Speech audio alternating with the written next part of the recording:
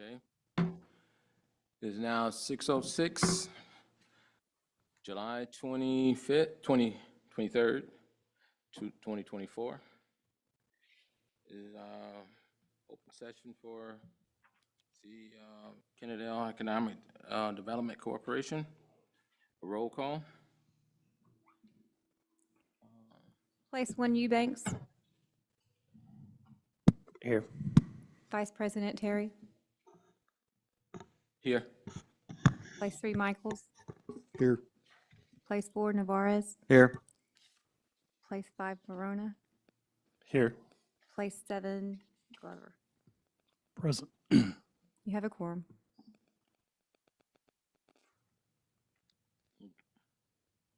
Okay, regular session reports and announcements. In addition to any items below, the Kennedale Economic Development Corporation Board of Directors, the presiding officer and our staff may give or receive reports regarding items of community interest, including but not included to recognition of officials, citizens, staff, or departments, information regarding holiday schedules and upcoming or intended events. First on the agenda, financial reports for the Economic Development Corporation.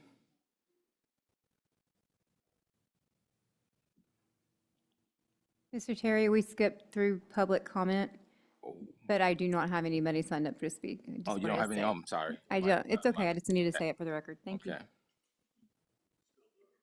We still do it? Okay.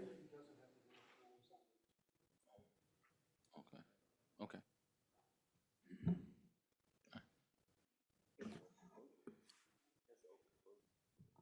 Oh, yeah, you're open. Okay, okay, the public comment section is closed since we have no one signed up to speak, so. And we'll open it up to reports and announcement, the financial reports. Good evening. Before I get into the notes, I just want to point out there are two forms. We have our normal form with the salmon color at the top. This is what we've seen every month. It's also part of the city council packet. Within your packet this evening, there are two forms that look very similar. One is for the budget portion, and one is for additional information on this section. The way to identify the one that implies to what I'm going to say now is the second column from the right at the top says FY24 year-to-date YTD 6-30. That document will correspond with the normal budget document. Moving into the notes, our sales tax revenue, as it has been this entire fiscal year, is trending ahead of budget. We're at 70.2% of the total budget. That's $430,911. Last fiscal year, our sales tax receipts through June 30th was only 63.1% of receipts. A little bit of a different measure, but all that to say that we are ahead of pace. We're 75% through the fiscal year through 6/30 as a point of reference. Our rental fees collected in the shopping center are at 79.7% of budget. EDC operations at 78.7% of budget. Our town center expenditures are at 41.4%. And our fund balance right now is 566 days of total budgeted expenditures. Our budget for the end of the year is 478 days. With that, I'll just open it up to any questions and give y'all a few seconds to go over these documents. Is that 12,000 foundation revenue? Is that going to be annual going forward? It's maybe the 6th or 7th line item there at the top, signed foundation revenue. No, it's a one-time. That was the I forget the company, Daryl, but we were just going to get one check from them for signs.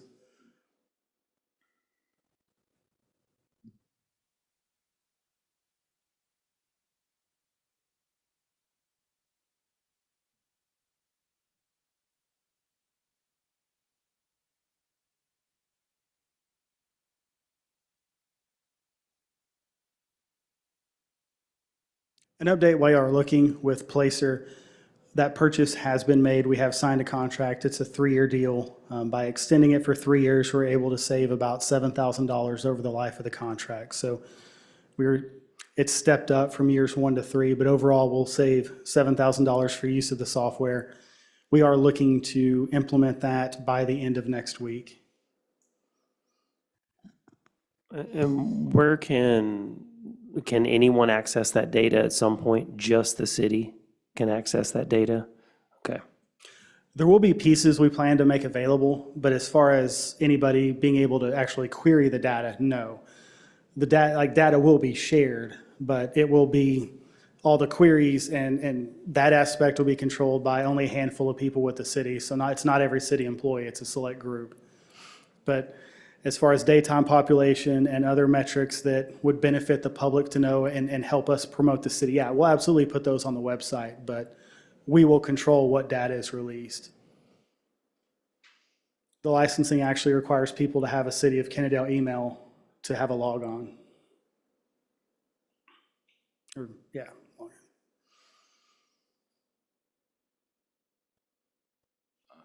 For those who don't know, how do you get a City of Kennedale email address? Do you have to be a city official? You or become a just city citizen? employee, or you become a council member, or you be on a board or commission. It's not open to the public. So it's not open to the public then? The data will not be open to the public. Only city staff and a handful of that staff will be able to query the data. Okay. From that point, we can share some of the data, but no one will be able, outside of that select group, be able to actually get into the software and pull figures.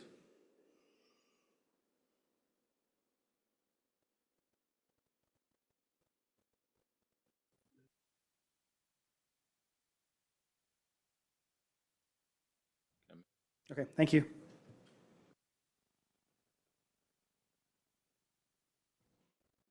Next on the agenda is B, consent agenda.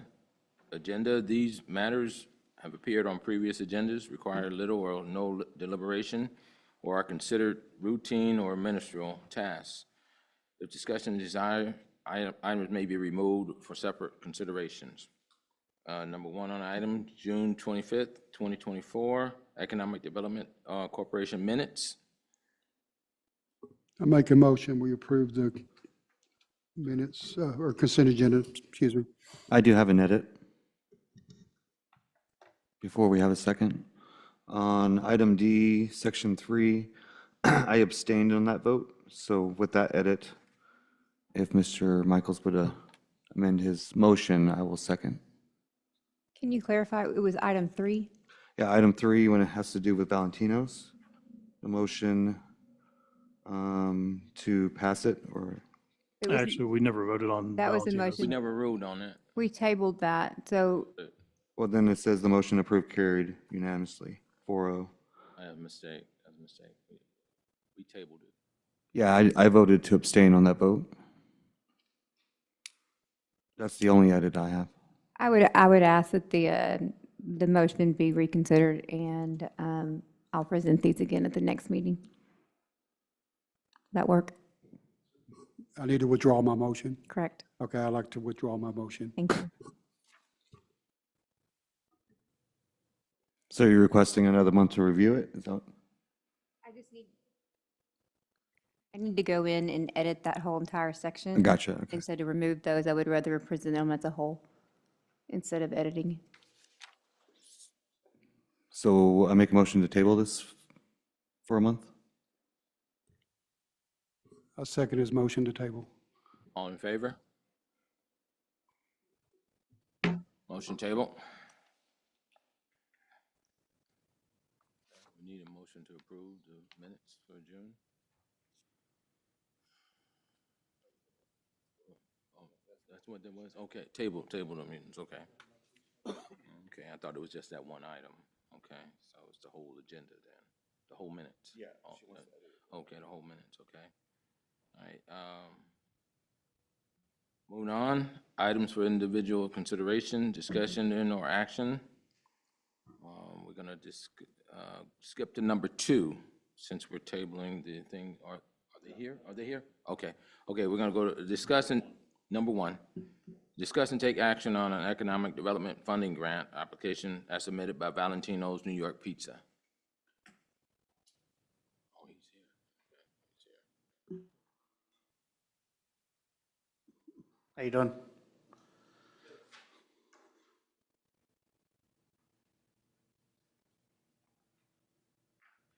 Can you state your name and address for us, please?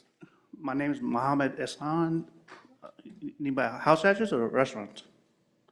Home. 1700 Tanya May Lane, Mansfield, Texas 76063. Okay. You want to state, go ahead and get started on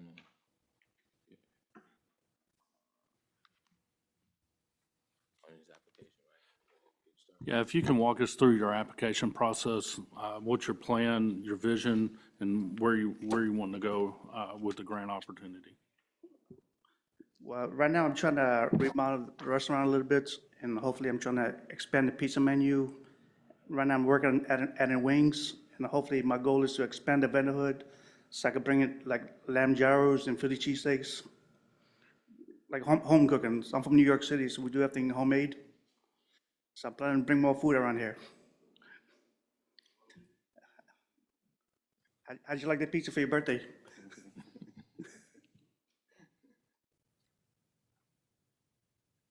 Can you walk us through exactly what those items are? You mentioned a couple things here. Kind of walk us through what those items are.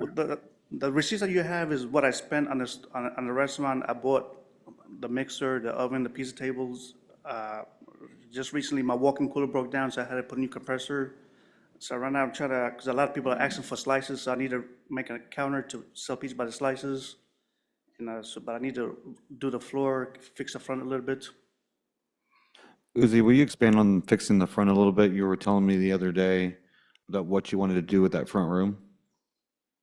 Well, I was trying The to immersive? do the floor, paint the walls, make it counters, like a sneeze guard to sell pizza by the slices. Yeah, but you wanted it to look like what? Tuscany. Yeah, like a restaurant outside in Yeah. Italy, correct? Yeah. So when you come inside, you can enjoy your meal.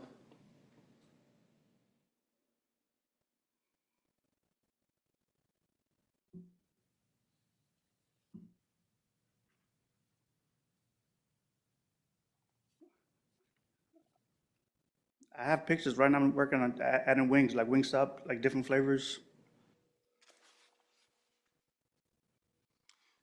Just one quick question. So the receipts here, these are the receipts from, That's what I spent to open the restaurant, but Originally open it? I have more if you need, like what I spent since I opened. no, I don't think that would be necessary. Okay. Like the sign, the pizza table, the oven, the mixer. Do you Yeah, I have think what anything we as we move forward that you're looking at purchasing to improve any of the facade? You indicated that you're wanting to put a new counter, things of that nature. I'm trying to get it ready by when school opens. Okay. Yes. Do you have those estimates for that improvement to the building itself? But I have for the vendorhood, I have on my phone if you want to see it. No, if you can give us the cost out loud. If that's one of the things you would like to be reimbursed, that is an improvement to the building itself. If you have that cost, obviously, we would need that quote. That may be something. I don't the have it right board now. I mean, will I have it for the vendorhood, but for the floor and everything else, I could get the estimate for one for next time. Right, so I think what we would want to see is the estimates and the designs for the work that you're trying to complete with the grant money. Okay, Not, the grant money isn't meant for what you've already done. Does that make sense? got you. Okay, so you want to expand, you want to make it look more Tuscany, which is great. We definitely need a sit-down restaurant in town. We just, for the grant application, we would need to see renderings and then quotes and things like that as part of the application process. I took a picture of the floor and the walls to see how, like right now it's not present for people to sit. So I mean, if you want, what needs to be done. Okay. Yeah. Uzi, when you moved in, was there a lot of damage to the building from the previous tenants? Yeah, it's dirty. And what were some of the things that you spent money on to repair that damage? Like the back was very dirty. Like it was a lot. They didn't clean very well. I had to remove everything from floors. like the sewers, like if you notice, I put a carpet because it was smelling there. And is any of those receipts in this packet that you gave us? No, the receipts I gave is what I spent, like with, on everything that I did, but I have new receipts, like like what I did since I opened. Yeah. Yeah, I think everybody here wants to support you. I don't mean to put a word in anybody's mouth, but I think we all want to support you. I just think we need a little bit more expenditures. We need to see, because I'm looking through this and I don't see how we get to 25,000. I saw an oven in here that were a mixer, I think it was 7,000, a sign was 3,000. Leaves a large gap between 10,000 and 25. So kind of my thought would be, we need to see, to David's point, No, because I had the sign, the pizza table, the mixer, the oven, all the little shoppings. I didn't give all the receipts because I could bring it to you right now. yeah.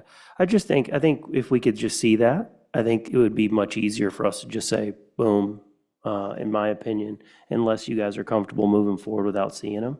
Obviously, I know we want to support his business, but what are your thoughts? I mean, I'm sure that everybody here would love to have a sit-down restaurant that's presentable.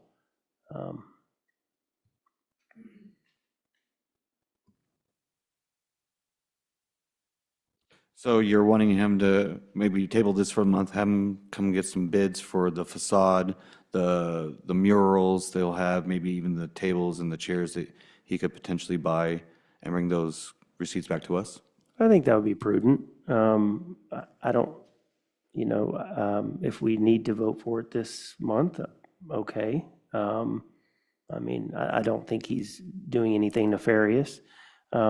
I'm just trying to, going forward, make sure that we have enough information in the packet so that we can see the expenditures or expected expenditures. Instead of just approving it, saying, well, I'm going to do this, this, and this, and not having those bids in front of us. Uzi, do you understand what he's asking for? Yeah, Are you okay with us tabling it for another month? whatever. So you can bring us some quotes on the front end facades, or everything you were talking to me the other day about? I can get it, no problem. And this is by no means me saying no by any means. I want to approve this. I feel like it'd be better if we had a little bit more to look at bid-wise. Gotcha. I didn't know because last time, I mean, because the receipts I gave was actually for what I did. So if I knew, I would have bought it in right now. Okay, no problem.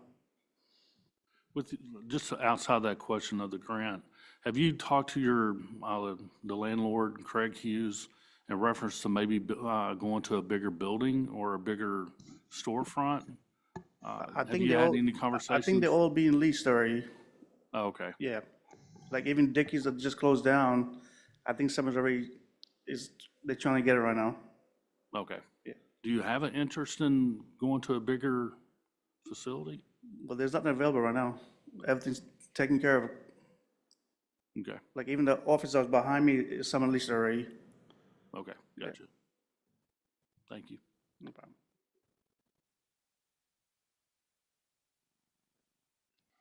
Are we going to motion to table until next month's meeting?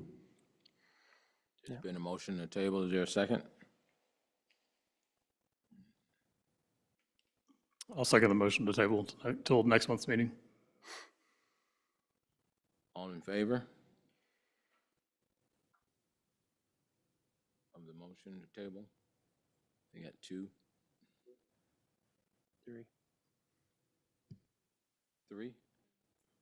Three, okay.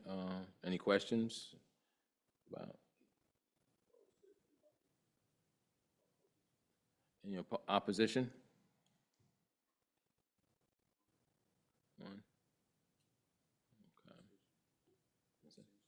Okay. Any abstentions? Okay. Okay, so what do we do? I'll table it.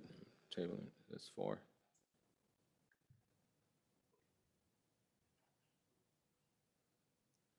If we table this, and how will that affect your opening? What is your expected opening date? What's that? He's open? Oh, you already If you open? haven't tried his pizza, it's amazing. Go try it for sure. I was gonna ask, what's that gonna do to delay you, but now that I know you're open, that's fine, that's all I had. I'm just trying to get everything ready by school starts, you know? Because a lot of people are coming to ask for slices. I don't have, so my lunch business is not that good.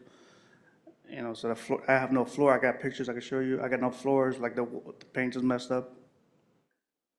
I took pictures to show you guys if you want to see.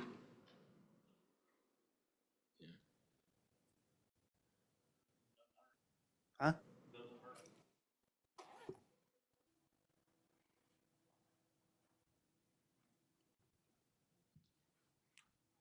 We've already voted on it. Is there a way that you can bring it to us?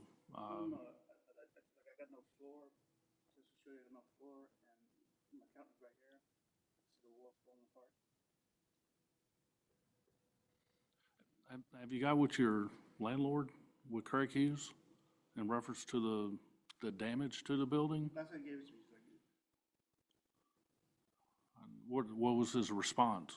He said because the place had a vendor put in it, but It's hard to ask you. Do you mind going back to so everybody can hear you? I'm sorry. The question, have you? look, no, because the place had a vendor hood and the walk-in cooler and the grease trap, so he thought, you know, I was saving a lot of money.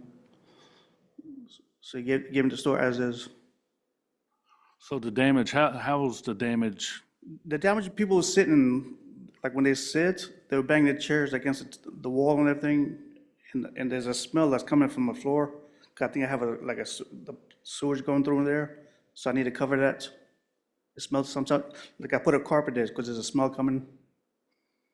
Okay. Uzi, what the board's asking you to do is go get quotes for all that and bring it back to us before next.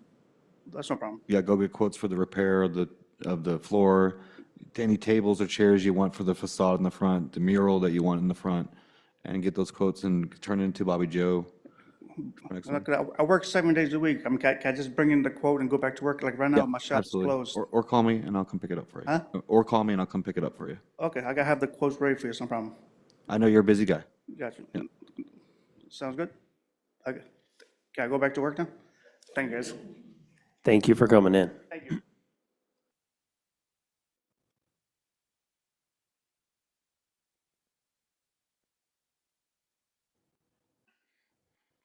Moving on to item number 2, discuss and take action on economic development funding grant application as submitted by Matthew and Tamiko Sargent.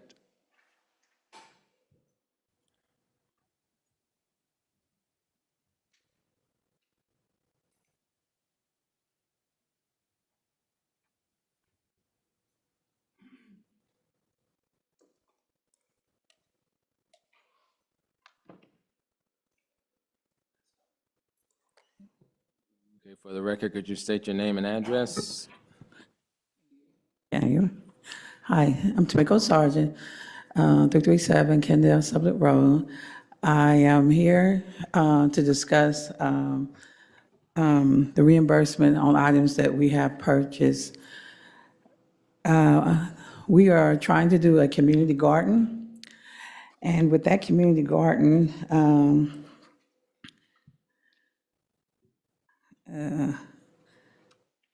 anyway, I gave you a few pictures, first of all, to show you the things that will be happening on the property, basically the design on what we will be doing and what we have done and what it should look like. We're starting in the fall to start doing some planning. September, we're planning on doing some events for the kids for Halloween and also for Christmas. But there's some other things that Ms. Tiffany will discuss with you, and I have to get my paper so I can finish. Go ahead, Tiffany. Hello, my name is Tiffany Relaford, 337 Kennedale Sublette Road. I want to thank y'all, first of all, for listening to us. To bring to your attention the reason why we need this garden, as y'all know, the economic is pretty much, it has gone down. Unfortunately, in Tarrant County, it has been worse. In my search with the food shortage, I started off with the United States. And then I found out that Texas is the leading in shortage for food. Now, I'm not saying with this garden that we can end food shortage, but I am saying we can put a big dent in it right here in Kennedale. And we're asking that we get into the community so they can also help with their gardens, because they'll be able to adopt a garden, and someone who doesn't have a garden at their home or space. They'll be able to have their children, which we're getting in with the school connection with the school, to have field trips so they can come out and they'll be able to plant their seeds, which I think is beautiful because they'll be able to watch their plants grow and they'll be able to bring their families out who can watch their plants grow as well.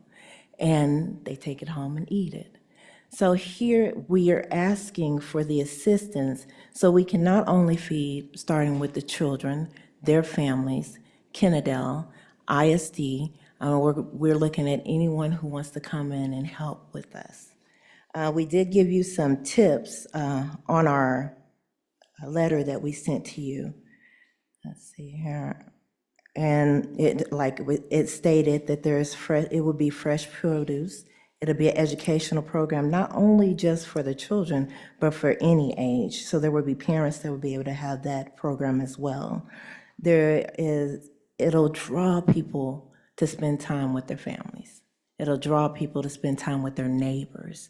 They will get to know other neighbors in Kennedale and get to know who they are and what they like. So with that being said, I just want y'all to understand that the food shortage isn't getting any better. It's actually getting worse, and they've said that it's gotten worse since COVID. So a garden is going to help with them here in Kennedale, the children and everyone. Thank y'all so very much.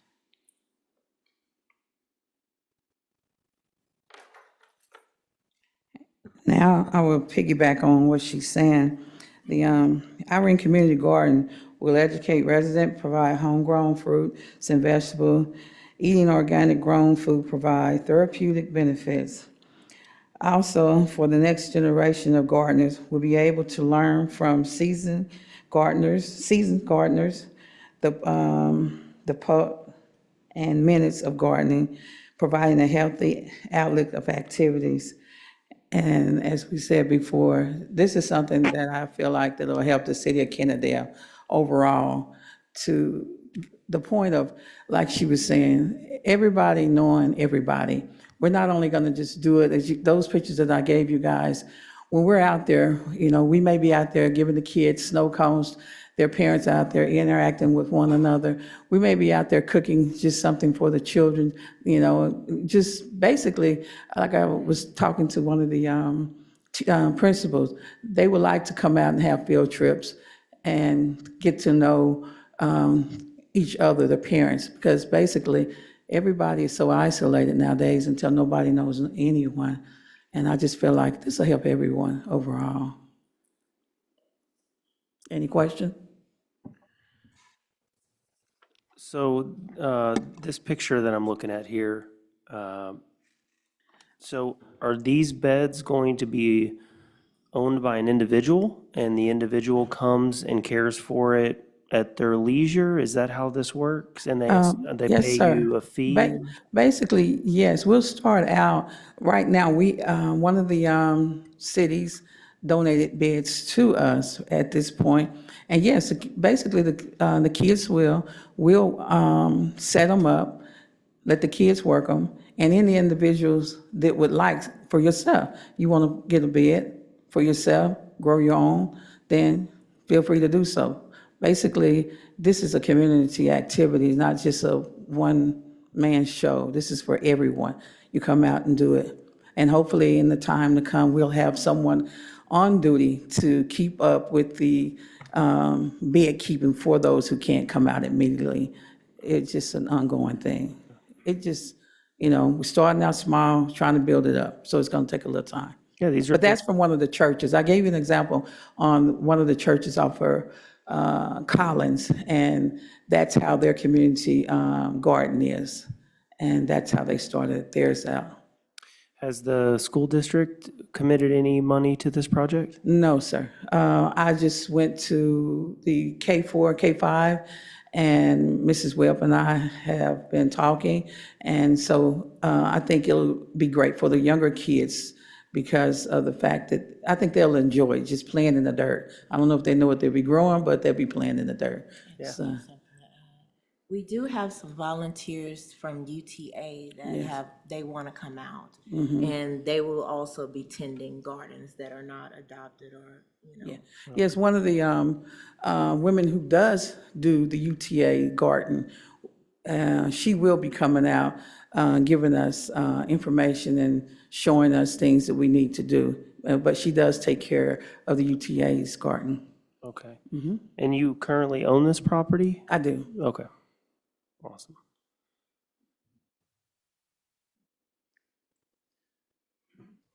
So I drive by your garden multiple times a day. I've seen y'all working on it and improving the land. Question, is the garden for profit or is it a nonprofit? 501c3, nonprofit. Okay. The workshop or the workshop that's on the property there now looks good. What's in there? What are we storing in there? That's easy. We store all our equipment in there. We had an incident where people thought an individual was living in there, but we did a video just to prove what they call that, false news.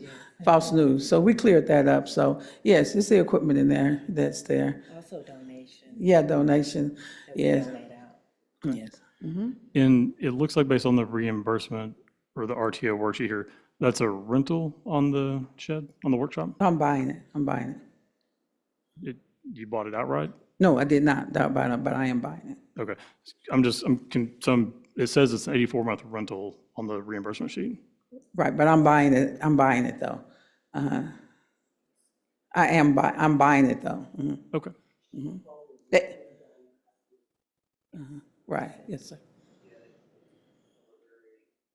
On the right-hand side, it says cash price on RTO with tax is 14.3. So I'm assuming that's probably the price to purchase.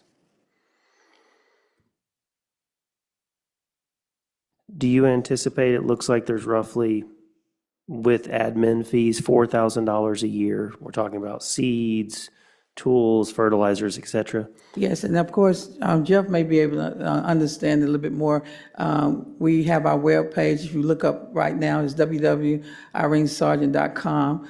And we had to pay for our webpage and maintenance on that yearly and everything. But you can look on there now and see that it's up, the webpage is up. My question was just simply, do you anticipate going forward, you'll be able to collect $4,000 a year in some type of subsidy to keep the? yeah. Okay, I'm just not familiar with this Yes, business, sir. so. Yes, sir. Okay, okay. Sir. I know these are really popular in New York City. You see those group gardens up there all the time. Sir. So those are really, I like it's a good idea. Thank you. Ms. Sargent, Yes, sir. can you help me, walk me through, how do you believe this would be an economic development to boost our economy here in Kennedale? This program you have, how do you believe this is going to improve our economics here? Well, for one, this is basically phase one. As far as economically, I feel like how it will boost is bringing other people in to the community, and as well as for the phase two portion of it, it's really it's going to bring in quite a few people for events. But right now, we're just trying to draw in the people to be able to interact. And then once that happens, I feel like more people will come up with different ideas as far as what we can do in Kennedale. And with our phase two, with our center, that will bring in classes. We'll be able to offer classes, charging people to come in. for those classes, and more people will probably start doing gardening and what have you, just learning the different techniques on gardening, because I know I didn't know anything about it, but I feel like it just bring in the people.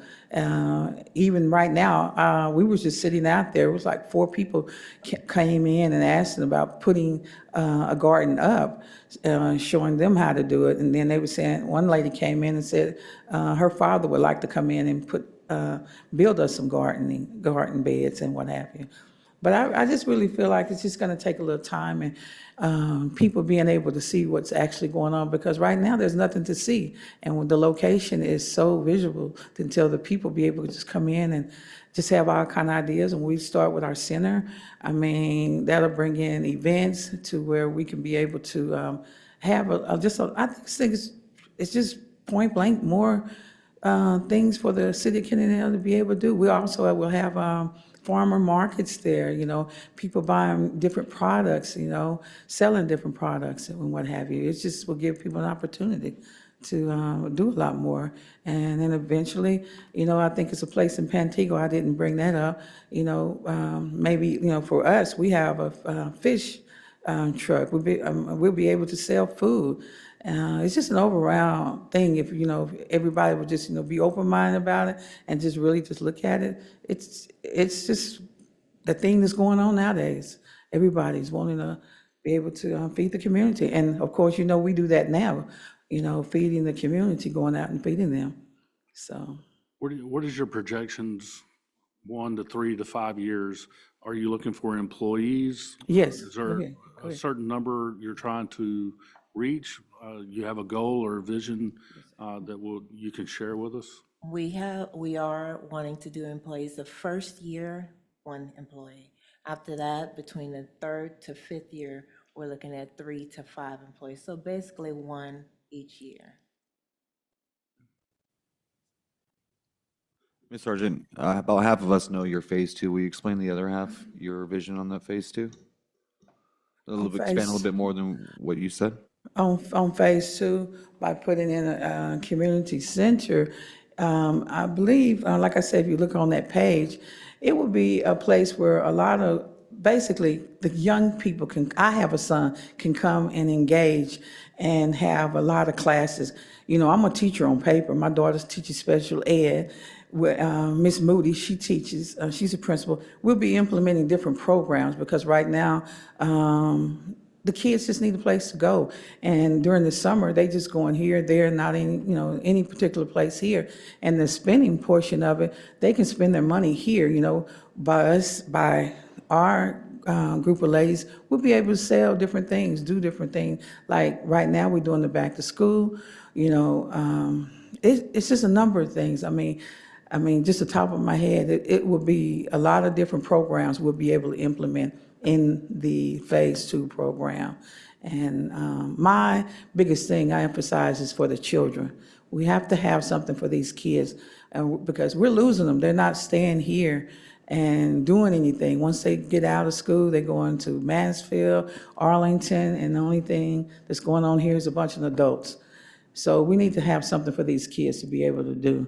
And, I would like for them to be able to come in the summertime, play basketball, have youth programs, but that's the future, that's phase 2. But for the most part, our kids need something to be able to do something because we're losing them, so. We are also I have a lady that's going to be doing a mental health program. She's going to implement there also in phase 2. So it's about 10 of us that have different things. We'll do, it was a lady just asked me about coming out to do a program, and I told her I wasn't set up to do this particular program. I can't remember. People calling me every day, and I'm on different social media. But mental health is the biggest issue that we're really, really working on with a lot of these different individuals that I'm associated with. So basically, it's for the kids, just point blank. It's just for our kids. We're gonna have a snow cone stand. We're gonna have ice cream. We're just gonna do everything that we can. We're not gonna be able to solve the problem, but we'll be able to do something for them. Ms. Sargent? Yes, sir. I have 2 questions. Sure. You you're starting out with a garden. How many years do you plan to run the garden? And the second question is, you mentioned phase two, so there must be an end date for the garden to build the community center. And if you're building the community center, does that mean the garden is going away as well? No, no, no. We can all, it's just like having your home. You can do two things, and, you know, we as women, we can do multiple things. No, the garden is there permanently for the city of Kennedale. And the center itself, like I said, that's where we'll be offering our classes so that we can teach people on gardening. So if we're looking at the map here, where would the center be at? And then where I would, believe it's right there, that white, brown area. It's away from the garden area. And actually, I was telling one of the gentlemen, he's a master gardener, we may have to slide things over. But no. Priority right now is the garden. It'll be that single white looking building is where where it would be. Does UTA currently, you mentioned the master gardener at UTA, does Right. UTA currently partner with any AISD schools to have the children come see their garden? Does, I'm not familiar with anything that she does, but I know that she came out to me directly and spoke with me and asked me if she would be able to do work with me, and I told her sure. And so, like I said, I'll be working with her. And I know the group that I spoke with, they don't do ISD, but they do partner with nonprofits. okay. They do that for extra credit in classes, so. Ms. Sargent, I have one question. On these beds that you currently had and the ones in the future, is there a cost that you're going to charge for that? Well, we're a nonprofit, so unless they just want to donate, but no, at this point, no, we've done it ourselves. And like I said, one of the other cities, they donated the beds to us, and we didn't even, they just contacted me and said, hey, Ms. Sargent, we had a garden here on our property, but we would like to donate that to you guys. And I said, okay, fine. So I'm not only reaching out to you guys, but other cities, like I said, Arlington, Forest Hill, and so Mansfield, I'll be going to them, talking to them about, having some of their gardeners come out, be talking with them about their gardeners coming out, speaking to us. So, hey, I would rather come home and have you guys do what you guys do than go out and talk to other people, and then they're probably saying, well, what do you got, Kennedale, doing for you guys? And, I would like to be able to say something. Well, the reason I asked that is because Tarrant County Master Gardeners has a location up there by TCC, and they rent the spaces out for people that live in apartments that want to grow gardens. Right. And then it's their responsibility to maintain their section. So that's the reason I was asking that. Yes, sir. Yes, sir. Thank you for that. We actually had discussed that when it's in, I guess, process for the future, I would say, but not as of right now. Well, my only concern is I can understand it's going to bring people in. I see the fact that, there's apartments in Kennedale, but there's also just apartments just outside of Kennedale. So they might want to start a garden, but I was looking at, you are going to be out a lot of money if you're going to have to sit there and start watering these gardens, and you're not going to have any way to recoup your cost. Well, that's where phase two come in also. But we're going to accept that idea, though. Thank you. Yeah, I think water could be a big concern. I was going to actually mention that. Have you, done any, I guess, trial runs on these gardens? Have you looked at any numbers, any projections on what maybe water usage would cost? I mean, I'm assuming it could easily be $500 a month with numerous gardens, if not more. Have you guys given that a thought? Have you looked at what that cost might be at all? No, I have not, but that's what phase two would do as far as how will we go by paying for those, the water? Yes, that, and as he was saying before, people, since we're a 501c3, people donating, and that's our biggest thing. I have a lot of people that's willing to donate, and that is not donated, come out of our pocket. But we're not really concerned. We're just really trying to get this off the ground for the community.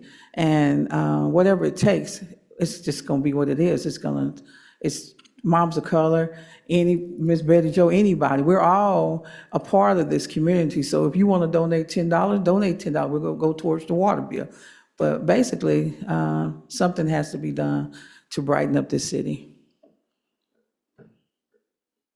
Do you ever have interest in creating revenue, like in phase 2, phase 3, and start charging for, tours and stuff like that? Maybe bringing in daycares, they do like animal farms, they bring it to the daycare and they charge, so maybe they can Yes. field trips of coming out to the beds, Yes, and learning something as a day camp type Yes. thing. So Yes. that's all I wanted to know. Yes, sir.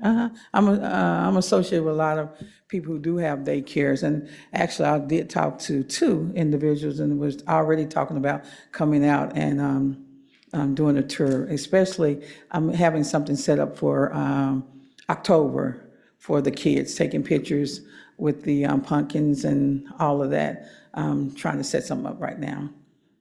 So the revenues from that, would you use that to maintain, or would you start, taking on revenue and expanding?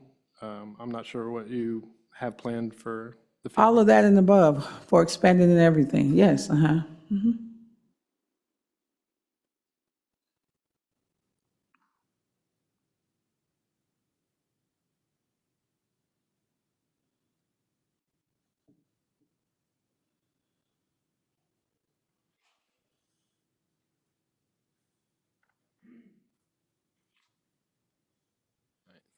Thank you. Okay. Thank you.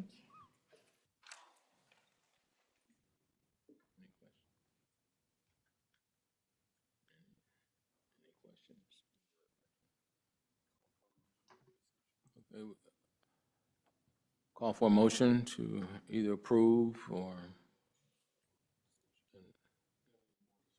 any more discussion?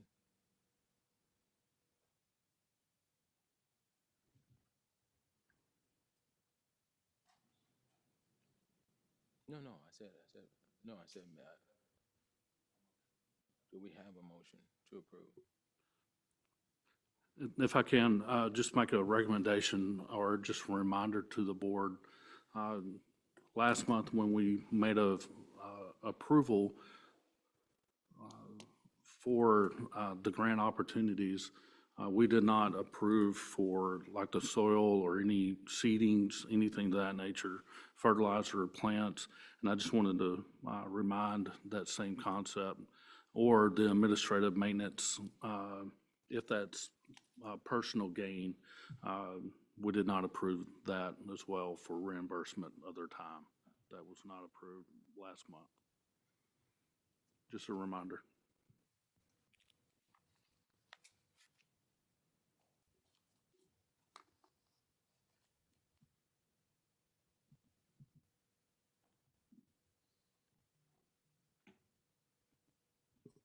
I make a motion that we approve. Anyone a second? Just for clarification, all of it? Or minus the dirt and pickles like he was talking about? It looks like the number should be 18,600. That's without admin fees. That's without soil, fertilizer, or plants. The number would be 18,600. Thank you, math nerd.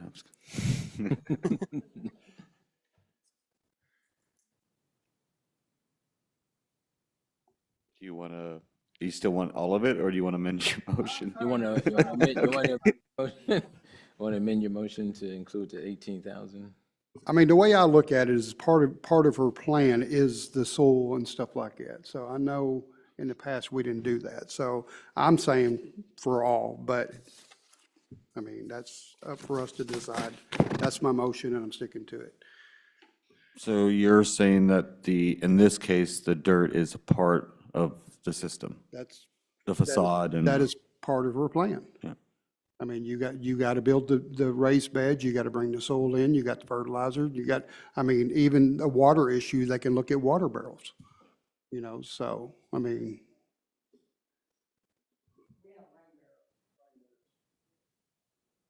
Mr. Michaels, for clarification, you would make the motion to approve the 24,350, is that correct?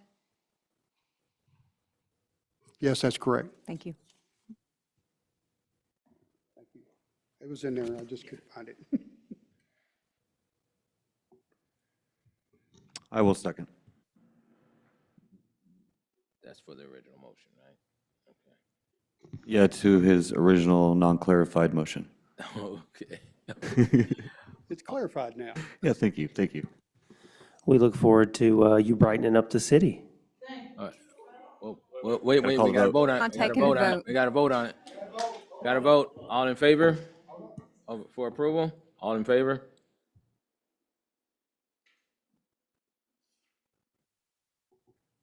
All right, motion, any opposed? Any abstentions? One. Okay. I guess it carries. Yeah, I voted for, I guess motion carries. Motion carries.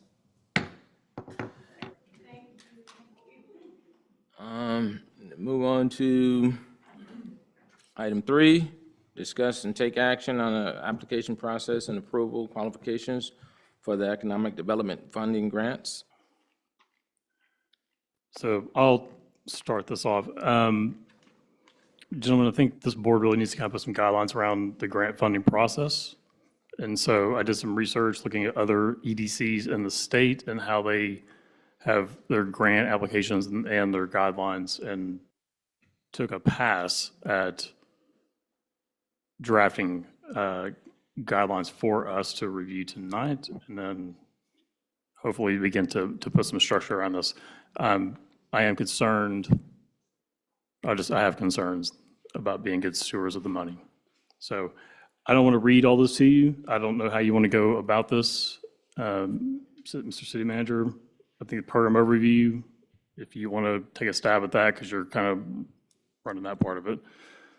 But I think in terms of section 2 and section 3, that's where we really want to spend some time. How do you want to do this? So, I totally agree. I think first and foremost, the idea is the facade of the buildings. The interior is to improve the building itself. Not to indicate that equipment or anything to that nature is not important. One of the things Valentino's is wanting is a vent hood. A vent hood stays with the building. It doesn't go away. It's not tangible. I think that's a very strong grant opportunity for that. For equipment, and my means is if he wanted an oven, that oven would go with him. It doesn't stay within the You city mean itself. like a shed Like a shed or a riding lawnmower? or a tiller. Yeah. So what, in section 2, I don't have, a vent-a-hood would not be approved according to this. This is why I want y'all's input on this, because most other cities look at the exterior of the building, facade improvements, sign improvements, property improvements, but it's not meant to be to fund your capital project. It's not meant to be to pay rent. It's not meant to be to pay bills. That should be part of your business model anyway. So do you want to amend section 2 to include capital items, and then at what dollar amount do we want to cap these grants at? I know right now we're at 50. Do we want to change that? what I would like to do with your permission is send this to the attorneys, obviously, because it's fantastic, by the way. And I know you were echoing other organizations, so I don't expect that to be a bad thing, but just to make sure it doesn't break our charter or some weird obscure federal law about grants. Also, that'll give us time for a month in response. Like you said, you want to us to look at section 2. We can respond in that month and then bring it back, a final product next month for official voting. Okay. That's fine. I wouldn't send it to the attorneys until you have major edits. Otherwise, we're going to send them 2 versions of it, and we'll just get charged twice. One thing in the copy you have, section 3, particularly around eligibility. I think we're all in agreement on that. But particularly section 3F, spend some time looking at that, because a lot of what's been approved so far would not be approved moving forward. Interior remodeling. You know, we're gonna get someone in here who has a home business who wants this grant to remodel their home office before we know it. If we don't get some structure on this.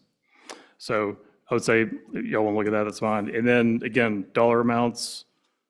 And then one thing that we did discuss this when it first came up, recourse. What happens if the business fails? Every other grant program that I looked at, they have language in there. If you don't complete the improvements within 6 months, you're in breach. You have to pay the money back. One thing too that every other application I saw was it was a 50-50 match. It was not this.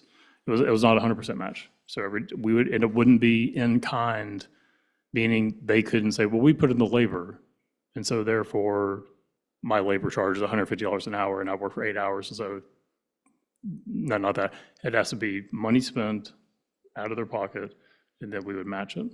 So again, that's all in here. Look it over carefully. And Bobby Joe has a soft copy. I couldn't send it to all of you at once. Daryl has a soft copy. Can you send this now to everybody else? Okay. Are we gonna discuss it right now, or we wanna go home, think about it, and come back and discuss it at another time? I don't mind discussing the few things that he brought up. So in section 3, line E, in section 3, all applicants must provide documentation about ad valorem taxes. Makes sense. I just worry, what if you've got a business that hasn't opened yet?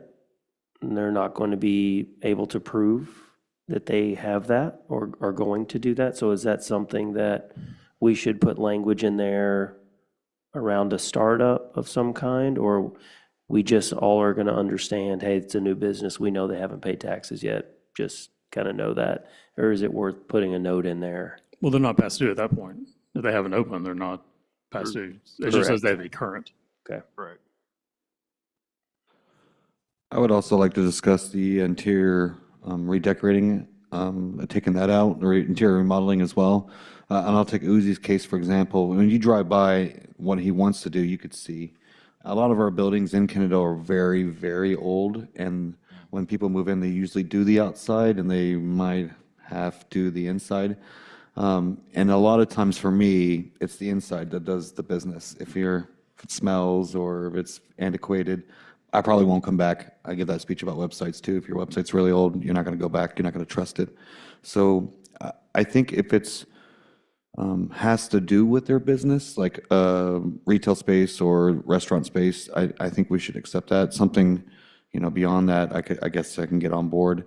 If I'm not going to see the bathroom that the employees do in the back, I don't want to approve that, obviously. But if it's somebody like Uzi who wants to make it look like Italy is his building, I think I think that helps a lot with just visual aid and facades, especially when it's a bunch of windows.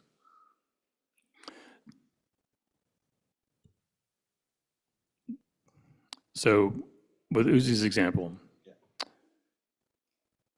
we should not, in my opinion, we should not be paying his plumber fee to get rid of the sewage smell. That is a landlord item. It shouldn't be on us to pay for that.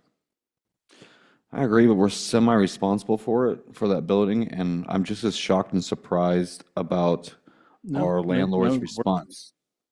He has that lease. Hughes Commercial is responsible for a sewage smell and fixing it. I don't see how that's on the EDC to be responsible for. I agree. As far as so let's expand on the interior remodeling. What do we want to carve out from an interior remodeling standpoint to be allowable? Put it that way.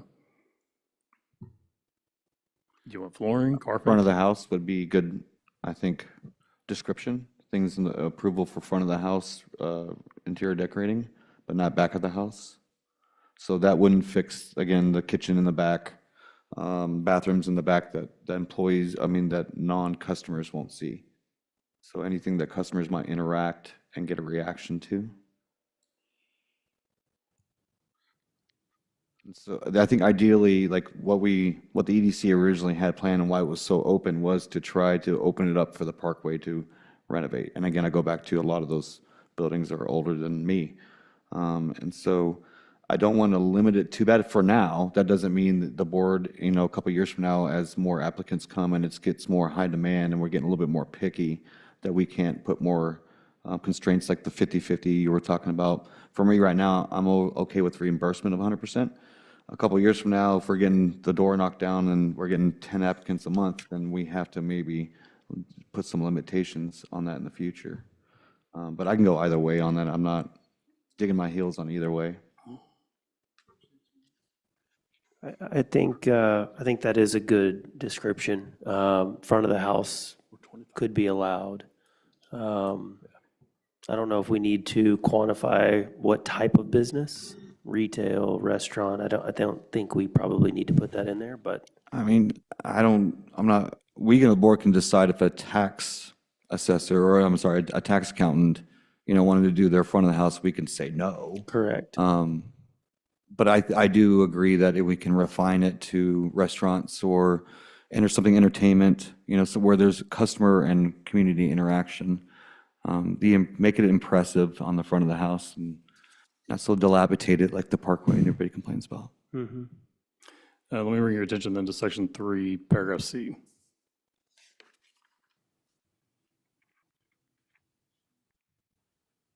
I got a question just for education for me.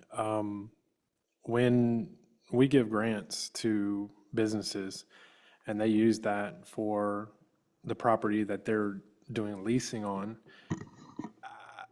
do we need to know that the money that we're granting them is okay for them to fix inside their lease?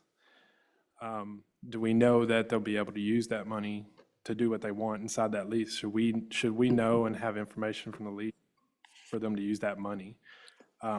We talk about facade, you know, getting people to come into this shopping center right here. You know, if we were to give monies and grants, I think that if we put something on the outside that would pull them into the parking lot so they can actually see what's in there, that would be money well spent, because if you don't go in that parking lot, you can't see it. But if we grant money to do that, we don't know if that's even a possibility for them to do inside their lease. So that's generating revenue, in my opinion, that you can see that business from the road, and that will attract them and give them more revenue, which in turn will. So I'll answer your first question. Section 4, paragraph B, if it is a lease facility, then the property owner and the leasee must co-apply for the grant. And I think it should be that way. The responsibility lies with the owner. The improvement is for his benefit, it's not for the leasee. Also, I just want to make a comment as well on CF or section 3F. It's indicating that you may not, and on the maintenance and landscaping, and it says signage. But on this, we also have in section 2, sign improvements. Yeah, that doesn't make, yeah. Yeah. Am I just looking at it? No, you're not. That's the way, again, that's the way some of the others are worded. I'm sure there's a reason for that. I think the idea is that if you're going to do a capital improvement to replace your sign and make it look better, that's great, do that. Right. If this is just kind of ongoing maintenance, then it doesn't really fall into that. So when I was a kid, I was once on a roof scrubbing an awning from the top just to keep it clean. That would not be something we would want to reimburse for. For me, signage, the definition of signage in a retail space is like your 50% off that hangs over, you know, your item that you're selling, and the internal signage, the movement and the flow, and that's just the psychology of retail space. So that's to me what that means, where a sign is something that's outside that says the business is here, neon signs, whatever it is. That's how I read that. Okay. But we can always even clarify definitions in this at the bottom, just like any other legal document in the world. We can strike signage from 3F if you want to, and just leave that off, if that would make it easier for everybody. So we'll just say we'll strike that. Yeah, routine maintenance and of landscaping, correct. And then just again, going back to section 3, paragraph C, this is the EDC were to drive the economy. I think, do we want to put criteria around this to say this would be for-profit businesses? Yeah, I think that's what Daryl was alluding to with his question about employees in the previous grant. Yeah. So I mean, I like that, that being in there. Yeah, on the current way that we do this, it was okay, but I did have concerns about 501s as well. That's not economic development in general. I think that I has shared that same concern. And I think moving forward, we should clarify that. I think 501 should do what the ones we did last month, which was request a sponsorship or something. And I'm okay with that route for 501s. And let the board decide if they want to spend money for events or concerts or whatever. But as far as for big grants for business improvements, I think we should clarify it should be a for-profit or even very specifically retail where there's a sales tax. Do we want to, okay. So to that point, do we want to clarify the types of businesses or just leave it just for-profit for now? Personally, I think even for nonprofit should have the same benefit if they have ownership of a building of some sort. There's a lot of nonprofits, although it's a nonprofit, they make a profit. Sure, goodwill. They're selling products, they're seeking out and they're creating an economic development Right, and they're paying taxes. for the Yeah. community. Either by them bringing in 10,000 Like the people. Goodwill? Goodwill, YMCA. I was gonna say YMCA. There's a lot of nonprofits that can bring that item here, and I'll give you an example. So YMCA will be putting a new signage in front of the building. I think that's notable to be able to have that. They should apply for the grant. Yeah, correct. So to that point, do we want to either strike 3C or do we want to put qualifications around if they're a nonprofit, how many employees they need to have or something, or do we want to reword that to say That how many employees? Say we ask them about their profit, you can be nonprofit, like Daryl said, and bring in a profit. I think the word you're looking Technically- for is revenue. Thanks, John. Say that? Revenue, not profit. Yeah, Revenue. revenue, I'm sorry. No, I get corrected on that all the Yeah, time, and yeah, talking about yeah, the government. Yeah, revenue. 501s are not supposed to have extra money at the end. They're supposed to spend all their money. They can project what they can spend the following year and try to up their revenue to cover costs, just like a city does. Tell that to And that's the NFL. difference, yeah. Tell that to the NFL. Where on my business, any extra money goes to my, after I cover costs and employees. Personally, I'm okay with the verbiage the way it is. I think it covers quite a bit of territory with it. I go back to what I was saying earlier, this is a great next step, and until people are beating down the door and we're getting a little bit more picky, we can add certain things like that and make it a little bit more strict to refine our choices in the future. Up until this point, since the EDC, there's only been a handful, I can count on my hands, that's ever applied for this. But now that we've had 6 in a couple months, because we're doing our job as board members and getting the word out, I think that this is a natural next step, the way it is. I got a question on security fencing. So down the parkway here, let's say that one of these businesses wants to make it pretty from the road and also happen to increase the security, so they put up a big fence. Do we want to, we're going to classify that as a fence for beautification purposes, it's not security fencing? Because in, section 3F, it says security fencing and gates, but I know it's been a situation we've discussed on this board before. We want people to put up fences along the parkway. We don't want just a parking lot of cars. Do we want to leave it as is? Does there need to be some type of verbiage change there? Only reason I say that is because we've had this conversation around fencing down the parkway previously. Yeah, it was interesting. We have had that conversation, and then every other application said they wouldn't cover it. So I left it in there for as a discussion point. We can certainly remove it. It's not set in stone. I look at it as long as it's an improvement to the property, by facade or if a fence is helping that manner. It's a structure it's not tangible, it's not going anywhere. So I look at it, it's improvement to the property. Is there a specific type of fence we're looking for? Wrought iron, brick, chain link? I wouldn't want a chain link fence on Parkway. Okay. We So have no we'll remove security fencing or gates.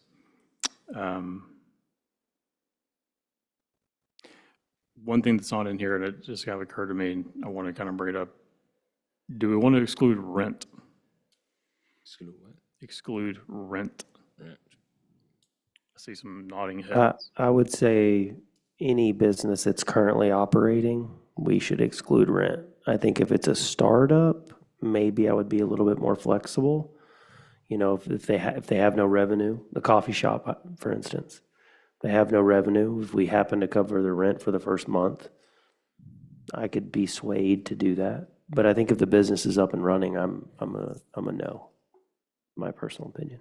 Okay, so we'll say we're going to exclude rent for existing businesses and pay up to 1 month for new businesses. I think putting a time box around that is smart. Yeah, I'd say 3. 3 to 6 for me, yeah. I think 6 is too long. Let's do 3 then. It's not in a business. It's not very long at all. Yeah, I would say 3 is a That's going to be your maximum. biggest expense outside of labor. Just to put it in perspective, 75 businesses are closed within 3 years, so 6 months is really not that long. But especially when you first start off. Scary either way. All right, so we're saying no rent for existing businesses, and we'll cover 3 months, up to 3 months for new businesses. John, you have a comment? Just 2 points. I'll start on page 4, item N, checks may be payable. I'd like to change that to City of Kennedale. The EDC actually doesn't have its own bank account, so we might have a depository issue if we take a check made out to the EDC into the bank's account. Sorry, John, which paragraph was that? Page 4. In November. In November, okay. And then just a quick comment, if I may, on the qualifications piece.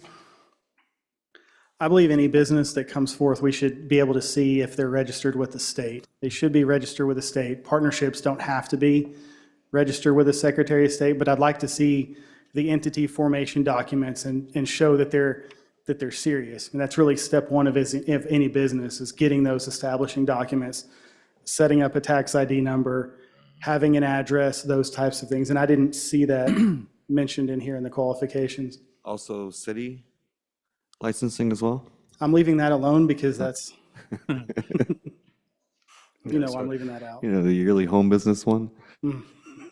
it's a good call. So under section 3, I'll add another paragraph or amend it to include that for eligibility, you must also present your, how do you want to rephrase that, John? Register with the At a state. previous job, we call those the formation documents, because depending on how the business is structured, it's called something different. Like certificate of formation, articles of incorporation, partnership agreement, there's a whole list. It would, Would the EIN suffice for that or not? enough? Well, a DBA uses social security, and that's registered by the state through the county as well. yeah, the business registry is really at the state level. Even DBAs now, in Texas, the Secretary of State does that, so you can't even register those with the county anymore. The EIN, it's just a federal number. I mean, anybody can get that. But I'd like to see something that the business is registered, and possibly even, if it's retail, have a sales tax permit in hand. Like, if we're giving away money, I'd like to know that the business is serious. But I don't have a vote, so that's merely a suggestion. I appreciate the suggestion. I also slightly take offense to the tax accountant slam that you had earlier, but I've moved on from that. We'll hug it out later. Not really. On the total amount, I don't think we should change the total amount for right now. In my opinion, 25,000 is a good number. I don't see any reason. We don't have that much demand at the moment, although the last couple months has been kind of crazy, but I think 25,000 is Up to 25,000. Up to, Yeah. correct, up to 25,000 should So be. are you talking on page 1 for the grant award? It's mentioned in a few places on the grant. It's a few places, but yes, the first one would be there just above section 3. So do we still want to do it as a matching grant? So other municipalities don't do, but we were way above others I saw. Some were as low as 5, some went as high as 15, none went to 25 that I saw. Now, I think if we're gonna do 25, I would like to see it amended to say it's a matching dollar for dollar, Up to, up to 25 on our part, yeah. yeah.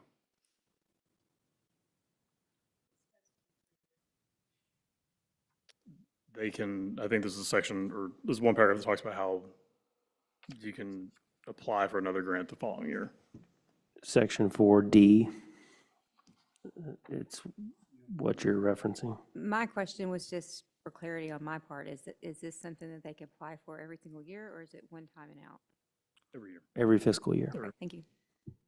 assuming they come back and meet the criteria and so on. Well, I'm looking at Section 4 guidelines on line C, and it says, well, first it says 3 types of grants. Do we have 3 types of grant? So that goes back to section 2. So we need to, let's, this may be the homework part.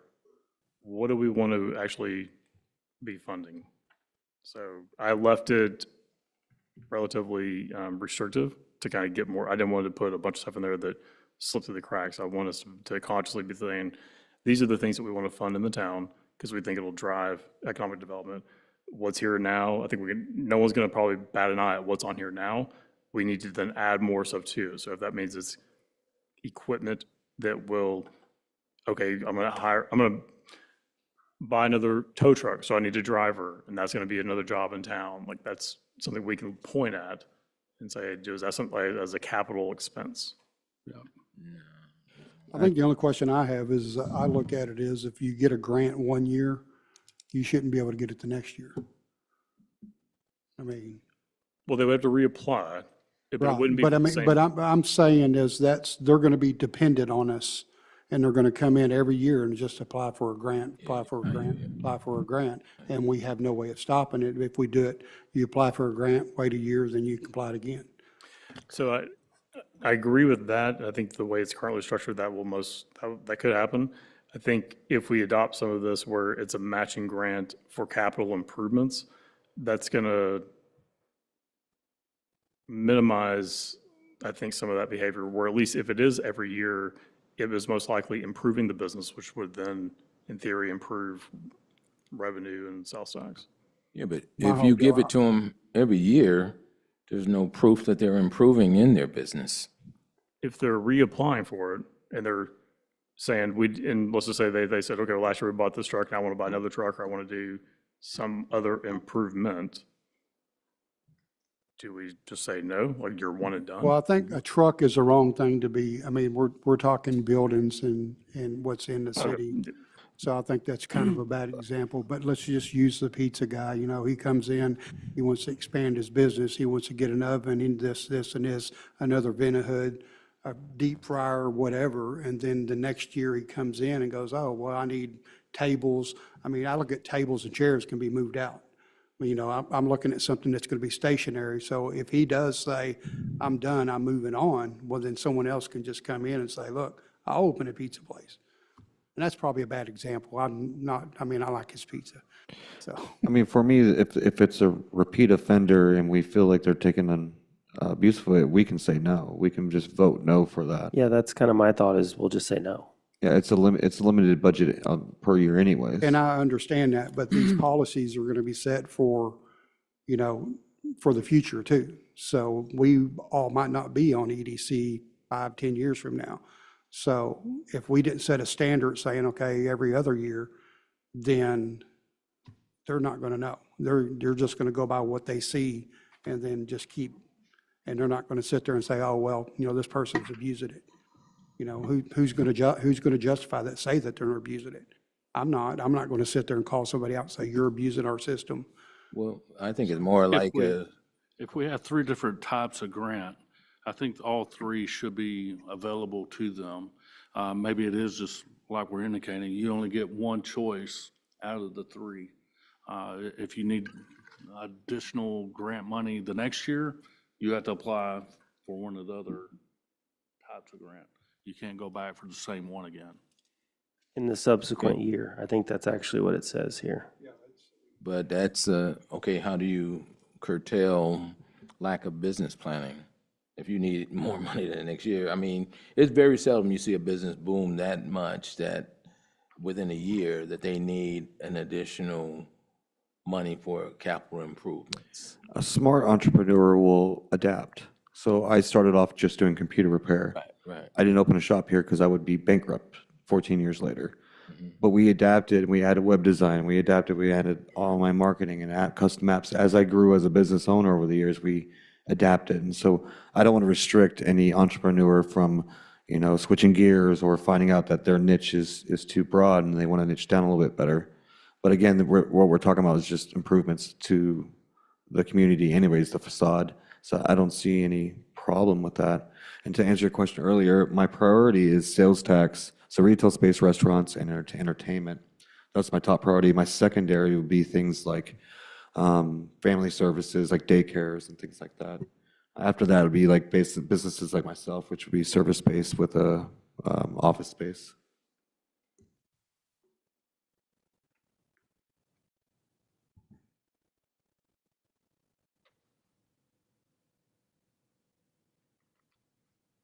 So coming back to section 4, paragraph D, we can either limit it to one grant per year, one grant type per year, which means we need to really dial in section 2, or to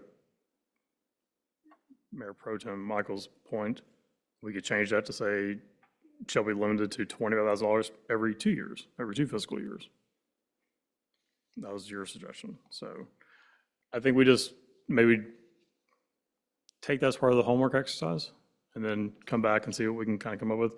And then, Well, I just kind of look at it as when you apply for any grants, a lot of times, once you apply for that grant and you get that grant, then you can't apply for it the next year. So that's, I mean, that goes with cities and stuff like that, or even just anybody. Once you apply for a grant and you get that rewarded that grant, then the next year you just can't come in and say, I'm going to apply for that grant again. They have to open it up. It's like that with Keep Kennedale Beautiful. The city can apply for grants through Keep Kennedale Beautiful, but you can only do it once a year. And then you have to wait a year before you apply again. I just trying to keep a business established and not be dependent on the EDC. So.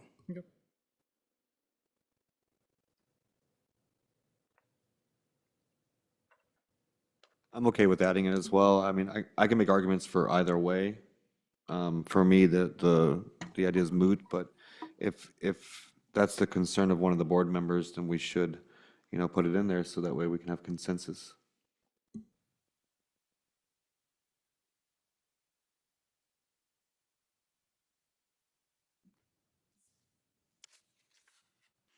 If I might give one more suggestion, there could be like number of times applications are reviewed, or possibly mention that applications will be reviewed twice a year, once a year, whatever the board would decide. But instead of just like right now, it's kind of popcorn, and I see situations where we could end up in a first come, first served situation throughout the year, because right now our main control on this is budgetary. Once the money's out, we can't issue any more grants, but that could hamper a business who wants to start in March, because we've already blown through all the available grant funding at the beginning of the fiscal year. I agree with that. Maybe do something quarterly. And just every quarter, we come in and then we take grants, and then we vote on these grants, which ones we think that's going to be, that meets the criteria. I mean, that's. Yeah, I think twice is fine. I think we do it twice. I mean, because then we're just going to burden ourselves with a third time. I mean, I don't know if there'll be that much demand. the only two concern would I be have is sufficient. like tonight, if we send them away, well, I guess if we send them away, we could do we make an exception for the next meeting that they get to come back and represent? Because I don't want to send them away and say, we'll see you in 6 months after you tweak your PowerPoint. But that falls back under tabling something, so you can table it and bring it up to the next meeting. Yeah. So, Yeah, I mean, I think twice a year for 5, 6 applications that we'll receive every year, maybe, hopefully more. I think it should be based on when the application is made, so the date of that. So if our cutoff is June 30th and somebody does July 1st, and that goes on the next grouping. So that is just a great point. So I think we need 30 days. So do we want a 30-day cutoff? Meaning Before for the quarter? applications. Yeah, so we're not getting one 2 days before we meet. We have no time to review it. It's on the agenda, but we haven't had time to actually look at it. So if it's not within 30 days of that scheduled, let's say, biannual meeting, it falls to the next biannual meeting. We can simply just put that the process will take 30 days for review to be before the board. So even if we got one a week ago, it shouldn't be on this week's, it should be on next month's, just to make sure that staff can go through it, make sure they have all the receipts in or answer questions, or if the chairman has questions himself.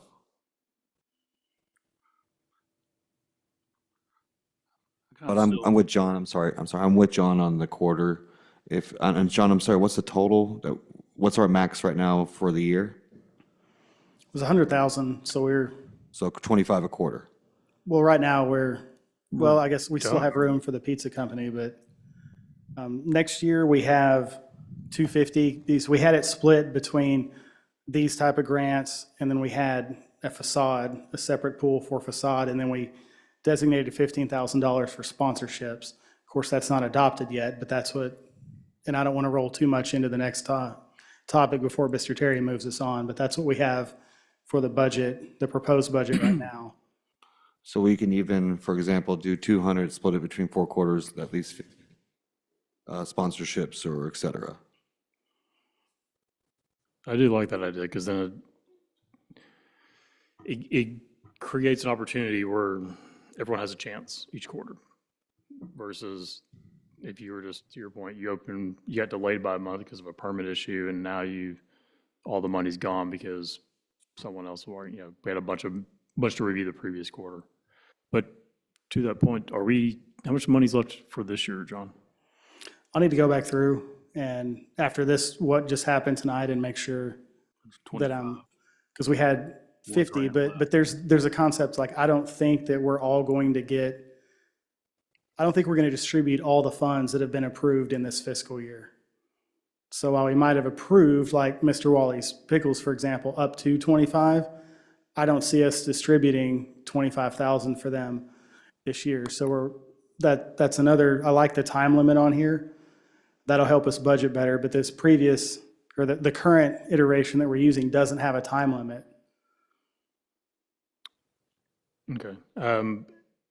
I would also like your input, actually, John, since you're here, on section 4, paragraph N, around some of the, because I put some, or I included some verbiage in there around potential interest rates being charged if they were in default and the money needs to be returned.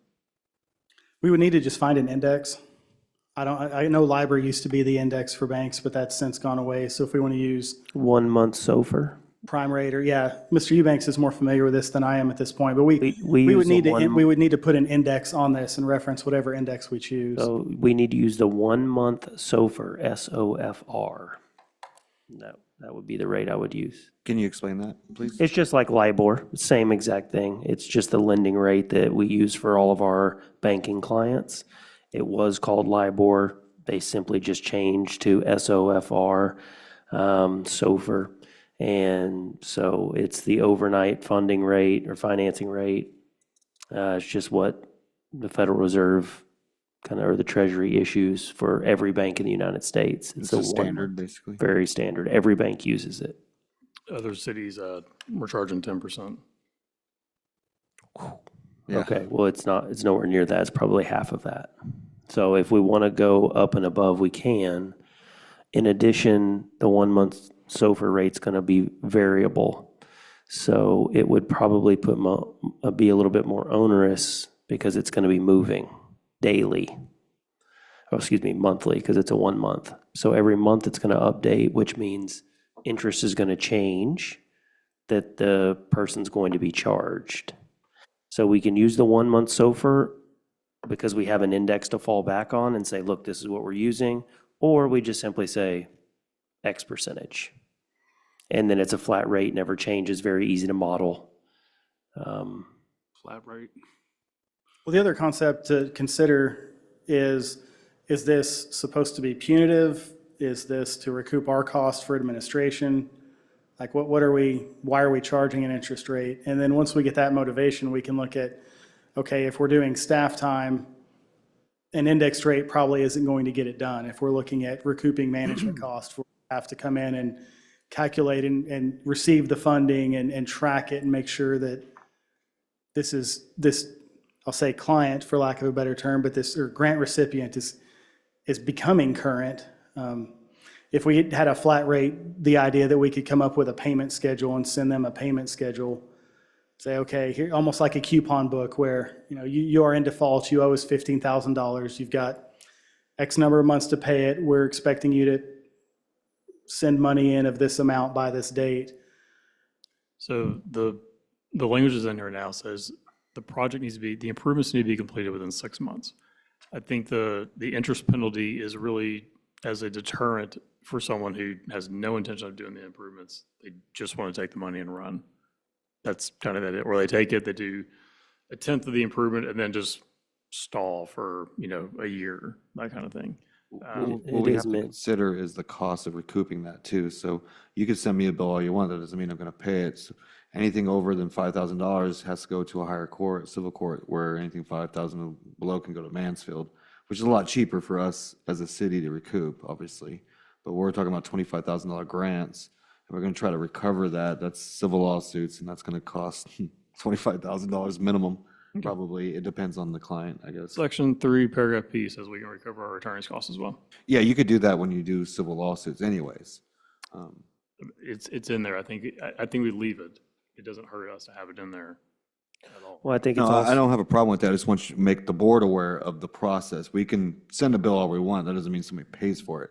And The even if we cost get of it, recoup is but to expensive. your point, Mr. Navarez, even if we take it to court and win a judgment, that doesn't mean the money's going to magically show up. I mean, we're in the same situation, but either way, the flat rate works. It really came down to motivation. Using an indexed rate, like Mr. Eubanks mentioned, we're not going to recover the cost of administration. There's just, And then you also have It'll to be too understand like low. how LLCs and DBAs work, for example, and actually DBAs are a lot different than they were when I first started as well. There's some protections there, but if you're going after an LLC, if they don't have any property, for example, let's say computers, furniture and stuff like that, because they haven't given us the money, they can just bankrupt themselves and we may get a payment over, 10, 20 years.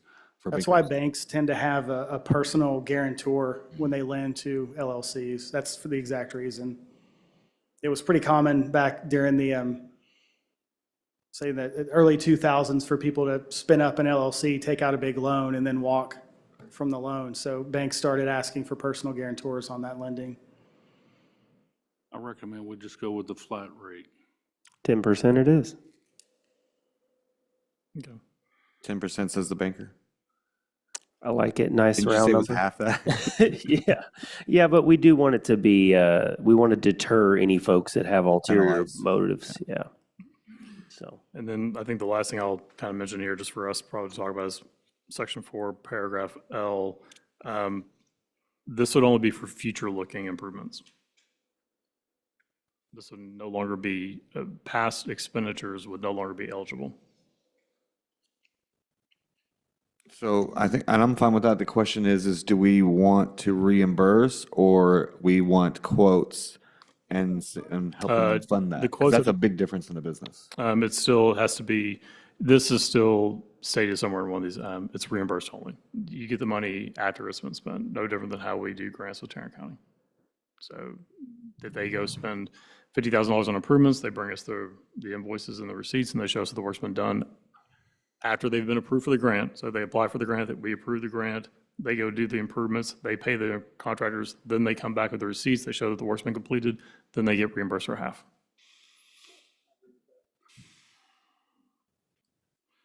However, they can get approved prior to, but it's still a reimbursement. I'm just trying to chew this down as like, well, I'll take the pickle place, for example.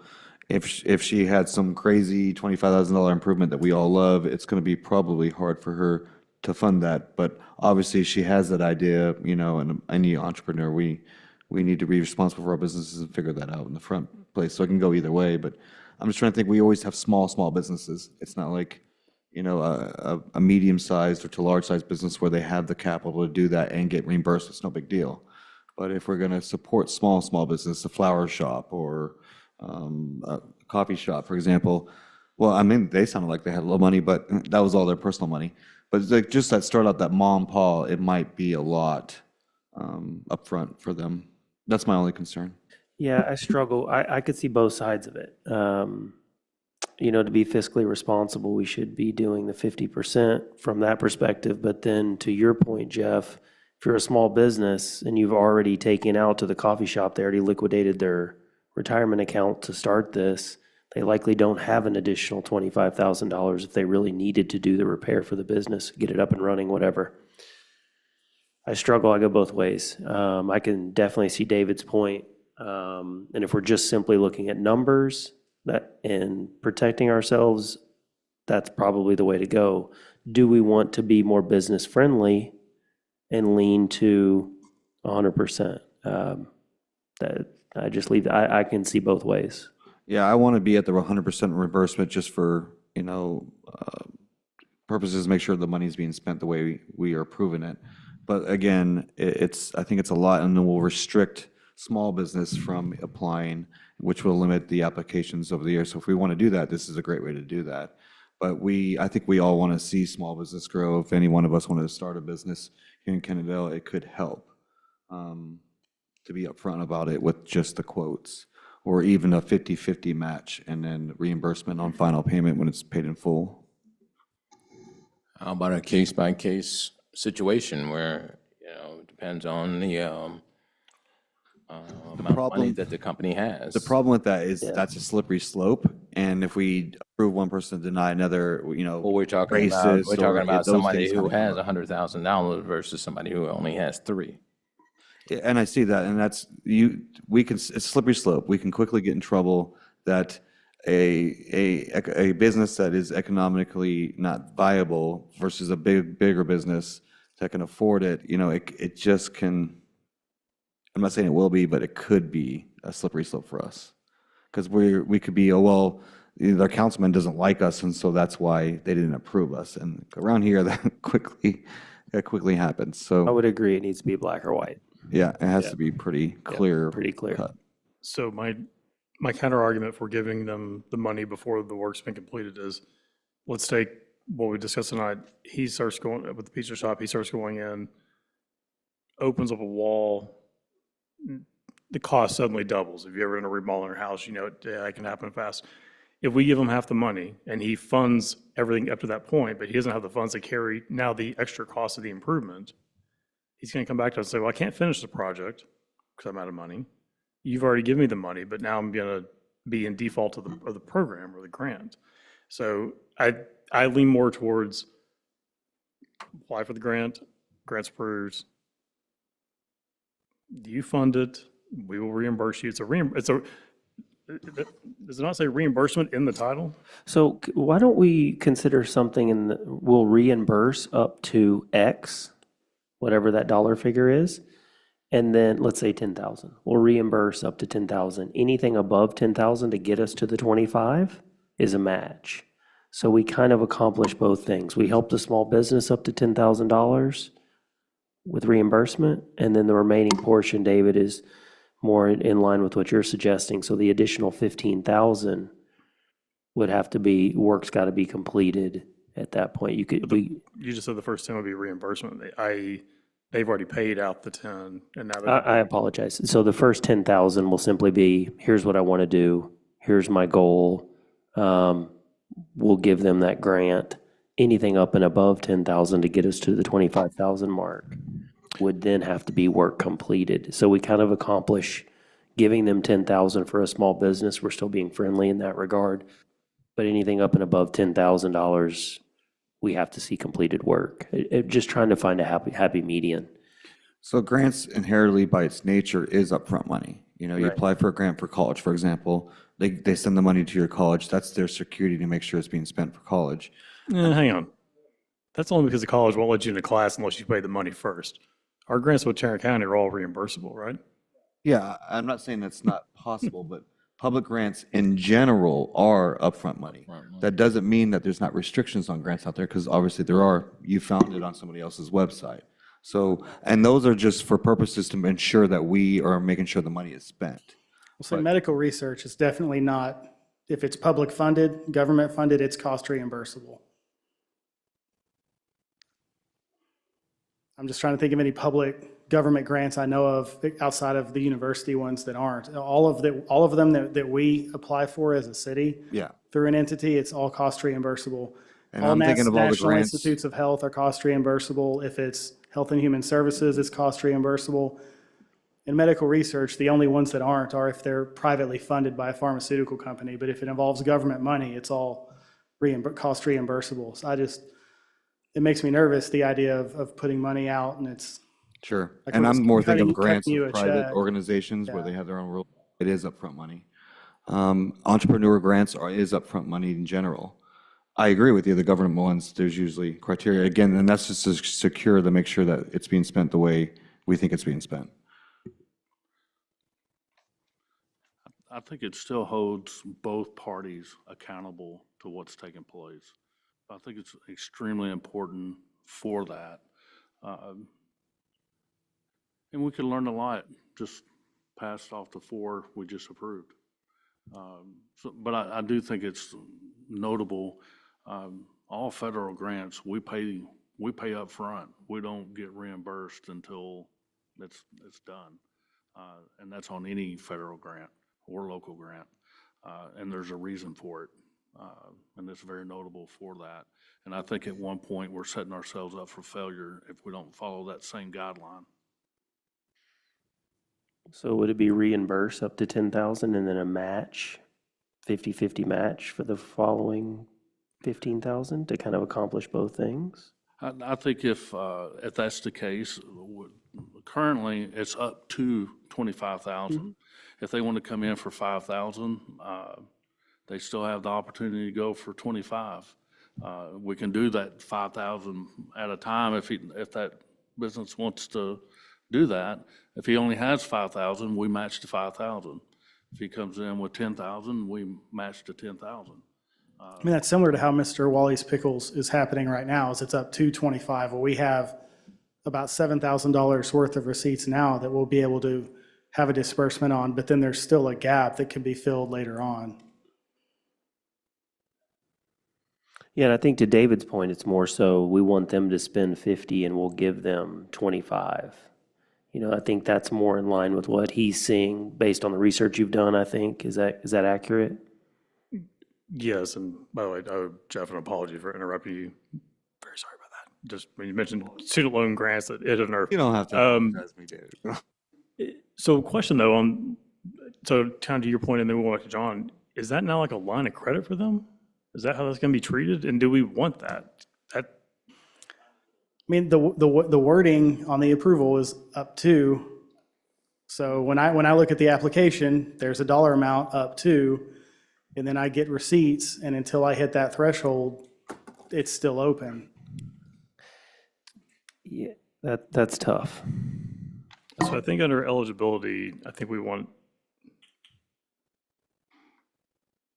well, we'll figure out how to wordsmith that in here, but it shouldn't be a line of credit. I think it needs to be, in my mind, these are capital projects that help improve the economy of the town. Well, they can't pay it down though.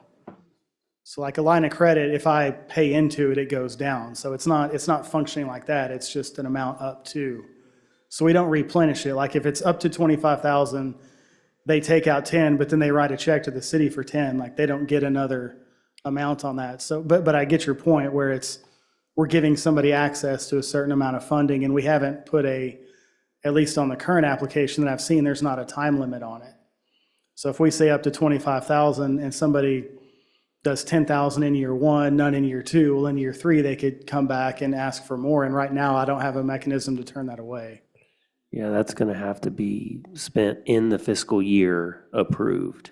I do want to caution that terminology though, because we were talked about doing quarterly. So if we hit Q4, I mean, if we want to say within 12 months, I just would caution using the fiscal year because some people get 12 months, some people get 2.5. Or are you gonna be able to track that though? I mean, is that something? I'm pretty good at my job. Okay, fair point.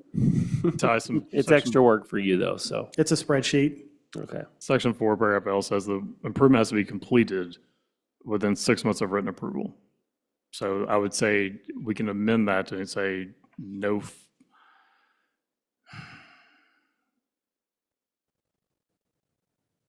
Yeah, I think within 6 months, how do we want to say, do we want to say that it has to be complete within 6 months? And then I think it even says somewhere else, once they submit for reimbursement,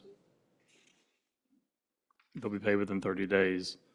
So we just want to say improvement supposed to be completed within 6 months. Reimbursement must be submitted within 30 days after 6 months. So give them a month to kind of get all the admin paperwork together to bring it back. I know because of what's going on in DFW, some construction projects don't even start for 6 months. So I'm not saying that it's not possible to get, like Joe Taylor out there, get them, within a month working, but just some projects out there, if you want a house, you have to wait 6 months for it to even start if you want to hire a company to do that. That's just one example. I just know there's a lot of construction. It's really hard to find contractors right now that are worth anything. And if you go for a lot of fencing companies or sprinkler companies right now and they're busy season, they're pushing you out 6 weeks because they're so busy.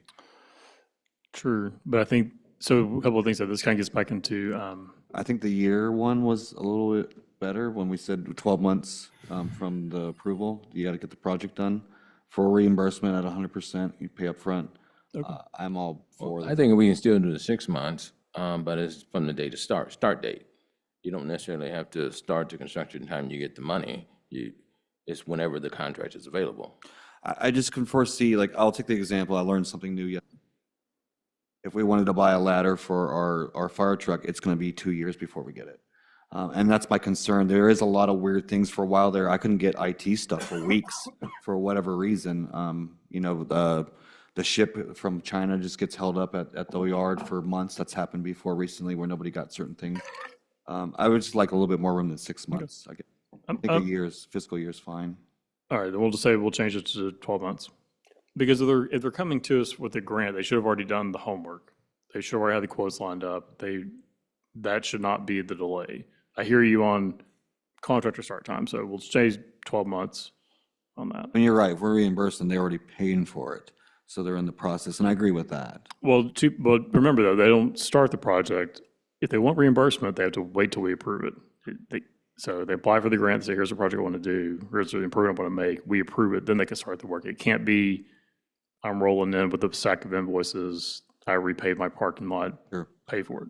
I'm just concerned with the 6 months because even locals. That's who have what started- I'm saying. Okay, all right. Yeah, 12 months is good. So we are still staying with the 100% reimbursement up to 25? Is that what we decided? I'm on board with 100%. I just wanted us to be aware that, that could have limited small business from starting. But that's the risk of being a business owner. It just is. You're lucky. I never got a grant. So you're lucky if you get one, in my opinion. Yeah, but aren't we taking all the risk out at that point? We're potentially giving them $25,000 of free. No, not at all. Well, he just said 100%, not match. I can go either way. That's why I was trying to split it up. 10,000 reimbursement, anything above 10,000 is a 50-50 match.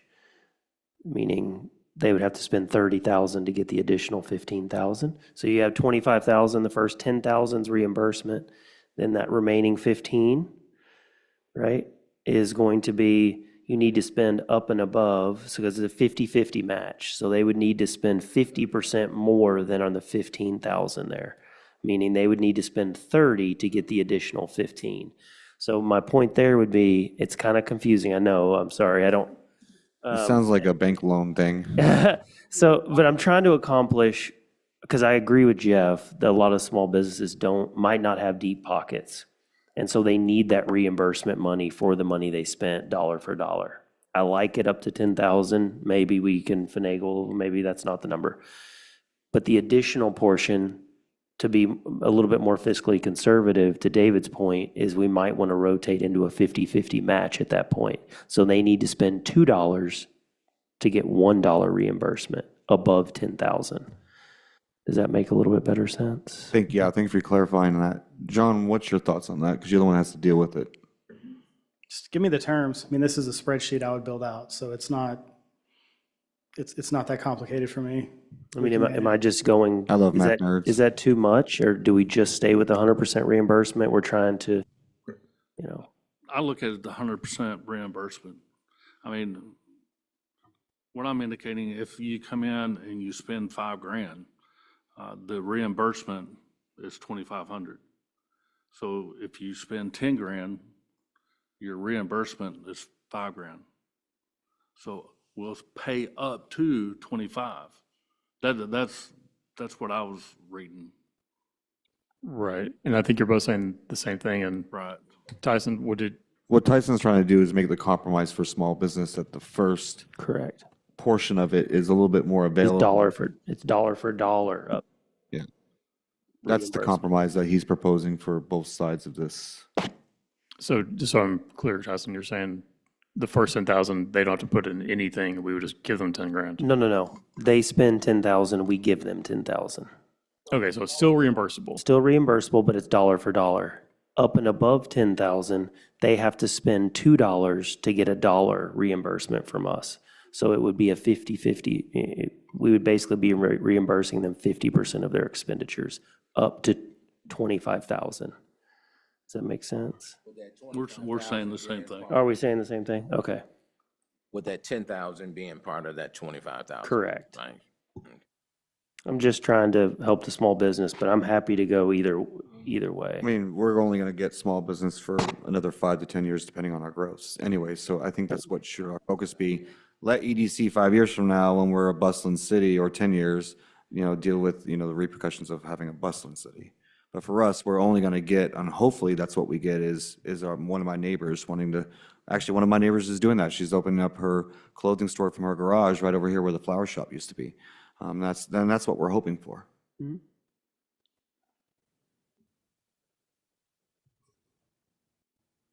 I got one more question. Daryl's Section chewing over 4, there. Section 4B must apply jointly for the program. So the leasee and the leaseor has to buy. So I look at it as, and if I was running a business and leasing, and if I sign this contract and my leaser skips out on this grant, that's going to turn around and make me responsible for it. So why would anybody want to come in and apply for a grant if, I wouldn't want to take responsibility if they skipped out. So it's a joint application. So if you go after one and then they're not going to pay, then you go after the owner and say, oh, well, you owe us, we're putting judgment on your property. So I think the idea of that, of paragraph B, is that the whoever's leasing the property is not making unknown improvements to it without the actual property owner's consent. So we could reword that. So normally in a business retail space contract, it's either a percentage of your retail profits is your rent, or you have a rent, a standard rent. Either way, you're responsible for anything that is not the outside of the shell. So the structure of the building, though, maybe the water, sometimes it's water and sometimes it's not water. But anything that's wrong with building, it's usually with a commercial contract, my responsibility as the shop owner to keep it up. So if my pipes break, I don't call the landlord, I fix it myself. And a lot of commercial contracts are built that way. They're just giving you the box and dealing with the taxes part of it, basically. And that's how most of them work for retail. It's triple net. So in the town center, are those all triple net leases? They are. Okay. So again, that would also require Craig or one of his agents to be here every time we do one of these to be present, or at least to sign off on it. Personally, I think, And just as a town center, I think Craig Hughes needs to be a part of that discussion. Maybe not necessarily on the approval side, but at least knowing, hey, something's happening to the building. We're making an improvement, we're doing whatever. Maybe he's not accountable to it, but he needs to be aware of it. And that could be as easy as a little piece of paper that you bring to your landlord that says, I'm getting approving or applying for a grant for this amount for these additions, and then he signs it, and and it says a clause in there that he's not liable. Yeah. I think that would work at the other locations too in Kennedale, like where the donut shop is, Cooper's Corner. That's correct. You know, that way they know what's going on, that they did apply for a grant, but then they're gonna turn around and go, oh, well, we'll increase your rent. Yeah, I wouldn't want to sue Craig, for example, to recoup when the karate place left and we gave him a grant or something. Right. So for paragraph B, we're saying, will strike must apply jointly for the program. I think all the other language we're fine with. What do we want to indicate that the owner should provide knowledge of this or acknowledgement that the grant is being received? Approval. Okay. I'll just say approval. We will probably need a form drafted that would be kind of included in that. Yeah. I mean, because I look at it just like putting a vent hood in. You know, if you're leasing something, you're going to say, hey, you're going to go to that owner of that and say, look, I'm opening up a pizza place. I'm putting a vent hood in for my deep fryer.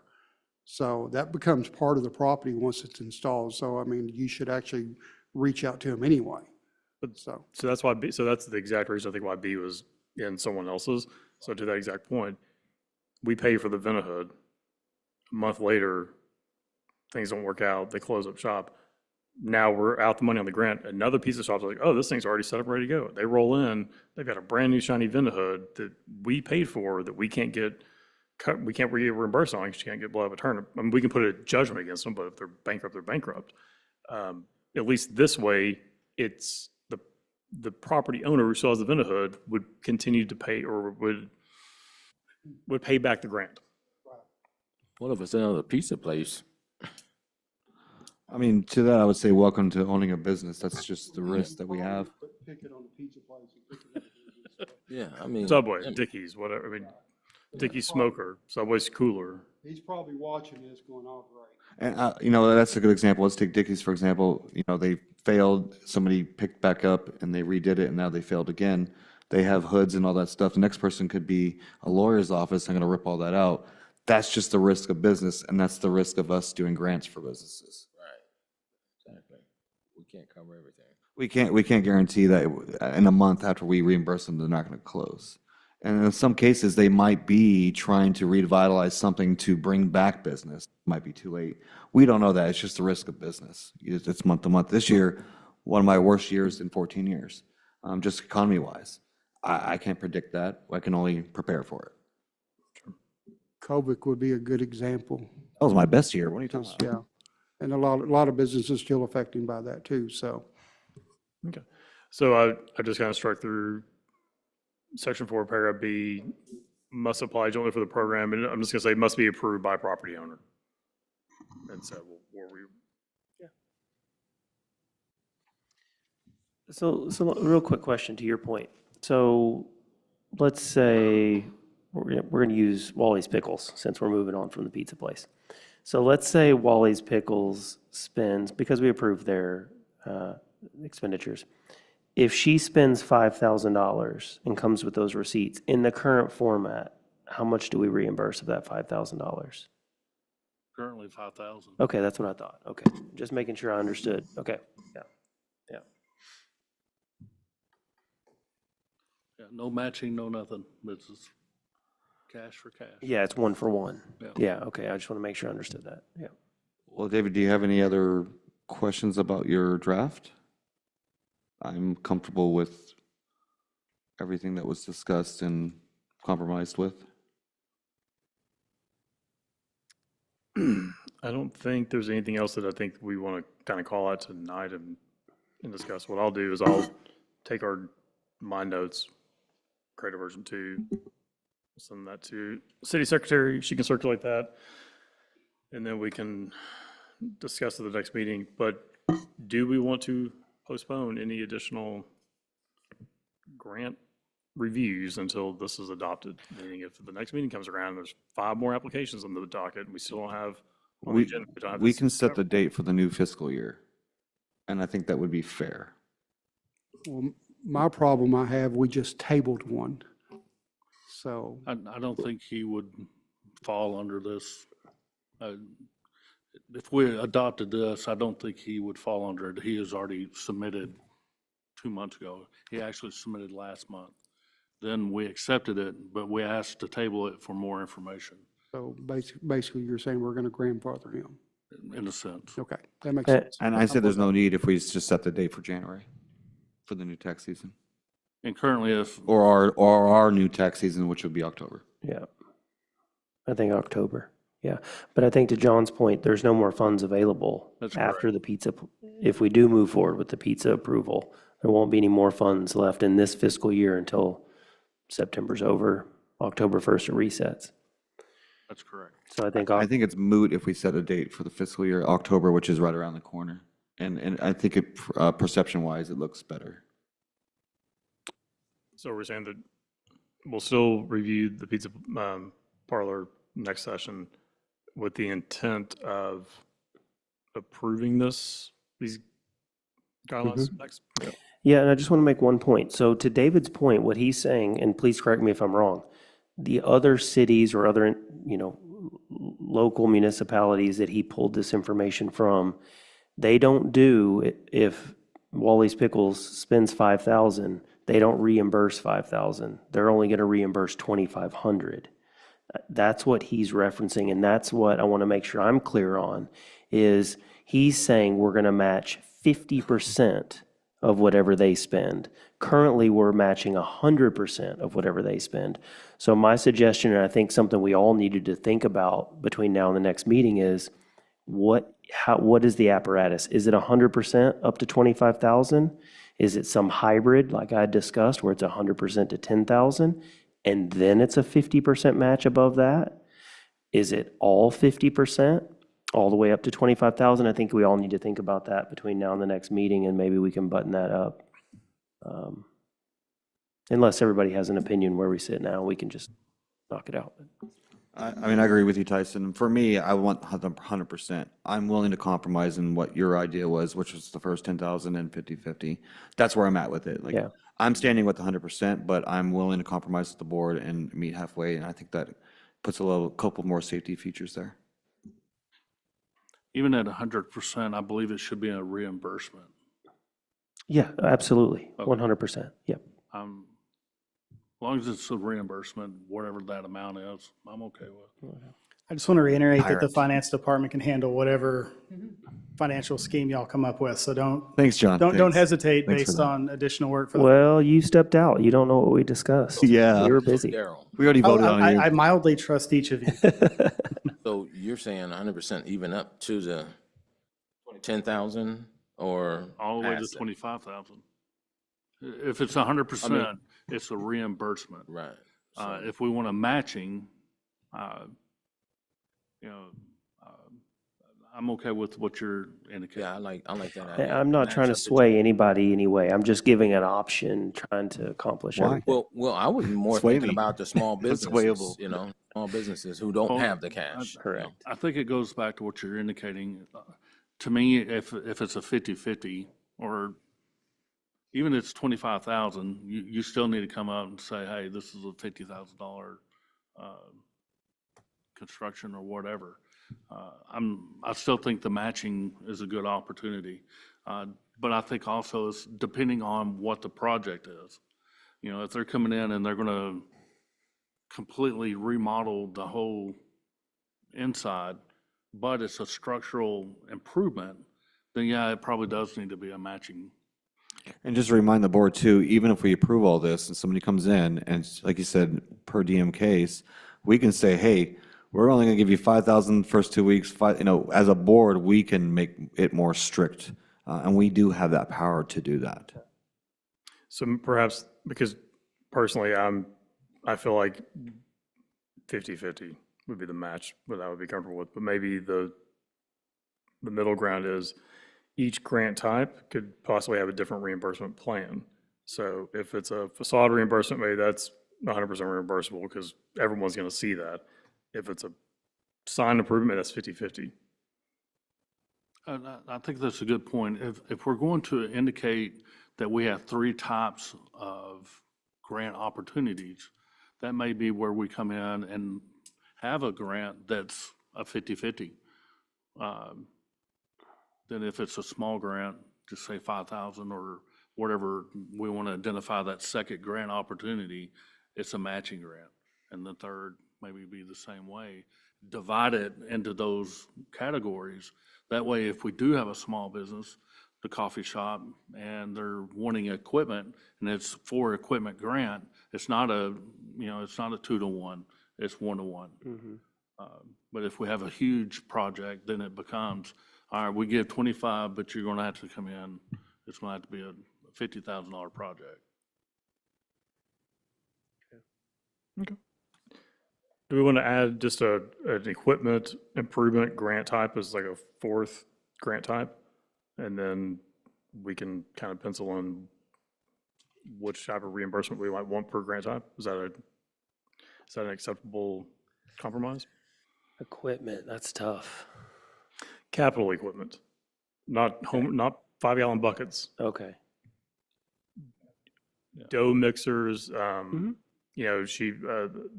Wally's Pickles had the commercial pickle slicer, cost $700. Yeah. Those kinds of things that are going to make them more efficient, more profitable, drive revenue, drive the economy. Those are the pieces of equipment that I'm referring to. Equipment or would it end up be equipment or an appliance? I think we'll call it as being capital and maybe we put a minimum dollar amount on that. I mean, equipment could be a refrigerator too, but that could also be an appliance. So how you look at it. If I make popsicles, I need a freezer. Yeah. I think what I'm going to go home and think about is that can we do a smaller grant that's 100% that's geared for small business startups versus a larger grant that might have a matching 50/50. I think that's what I'm going to go home and sleep on.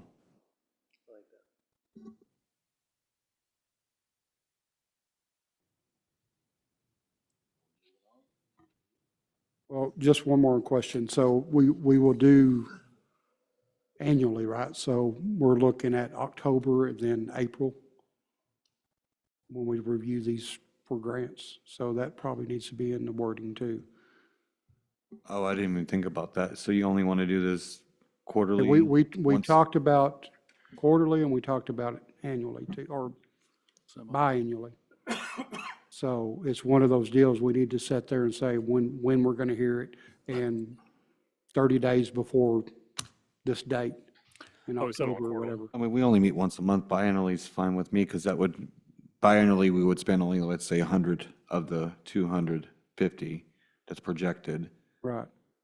in 2 semesters, basically. Well, I mean, that's something we need to figure because we talked about quarter and we talked about biannually, so. Or we could just do it on monthly, whatever y'all want to do. I would like a goal. I would like to know that we can go up to 100 grand, let's say, in that 6-month period. So that way, I'm with John's concern. Or gun ho, everybody's in January applying, by February, we're out. It gives 6 months for people to apply for that period. So the thought would be have the deadline for applications be January 31st. We would then review that in the February meeting for approval. And then the deadline would then be July to review in August or August to review in July? Or excuse me. I don't August want to review- restrict a monthly. If I apply this month, I want to be.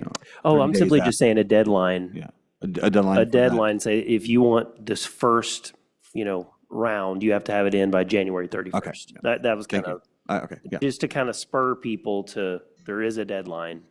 Yeah, I mean, some people are really quick on it, and Yeah. I don't want to punish them, make them wait 5 months for us Oh, to I even see. consider it. I Do we see. do it by physical year or by budget year? That's the other question. It's always fiscal. I think our city secretary has pointed out, we probably want to let the attorney decide the time windows of this in case there are certain public 30 days, 60 days response times for something like this. So maybe we just table that part. Perfect. Just something for us to think about before next month's meeting. And Jeff, I like that idea of the small business grant folded up underneath this. I hadn't considered that. I like that. Yeah, you know, and if we get a lot of small business grants, let's say just for 5,000 one-offs, that just allows us to do a lot more in that quarter or biannually, whatever we do, versus, and then we can pick apart the bigger ones, like if we're getting close to budgeting, well, we'll do the 100% match for 10,000, let's say, and then 50/50 after that. I just think it allows us to just, it brings more control back into us. All we're trying to do is lay out the rules for everybody equally, but in the end, it's still up to us. We can amend it so much on the conditions of it, and it puts the power back into us, where it should be.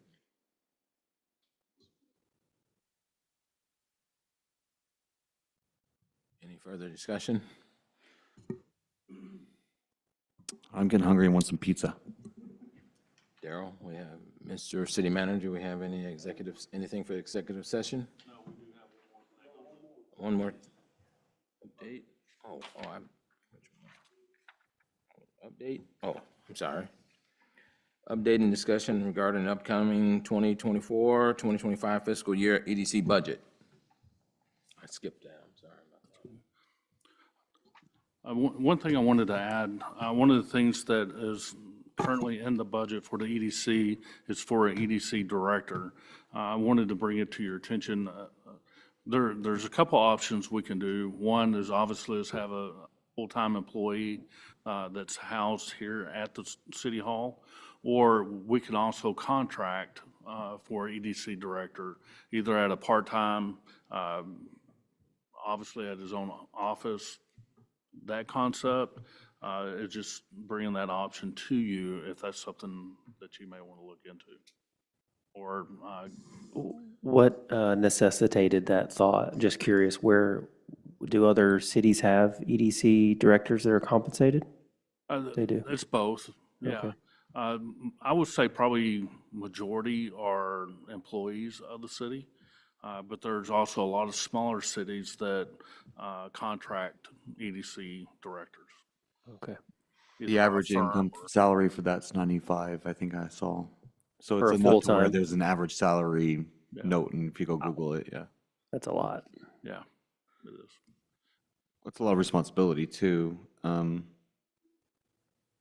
don't know if I like part-time. We kind of did that once before, and I personally had an issue with it. I don't think the results are there. I think if we get a full-time attention, we can get things done. And it's not just for administrative or even replacing Daryl kind of thing and receiving bonds like that. It's to actively go out there and find businesses or projects that would be good for community that'll help business. Is this not a chamber role? Is it in addition to supplement the chamber? No. No. It feels like there'd be a lot of overlap with what the chamber is trying to do based on that description. No, they're truly two different entities. There's two different purposes within the EDC and the chamber itself.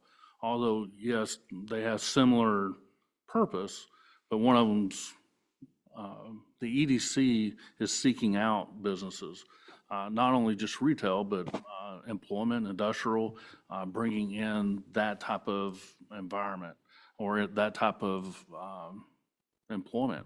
Honestly, in my opinion, there's two different versions of EDC. You have where you're seeking employment, where you're coming in and you're looking for a warehouse that's going to have 200 employees. Obviously, that is economic growth. Those 200 employees need a place to go eat, so on and so on.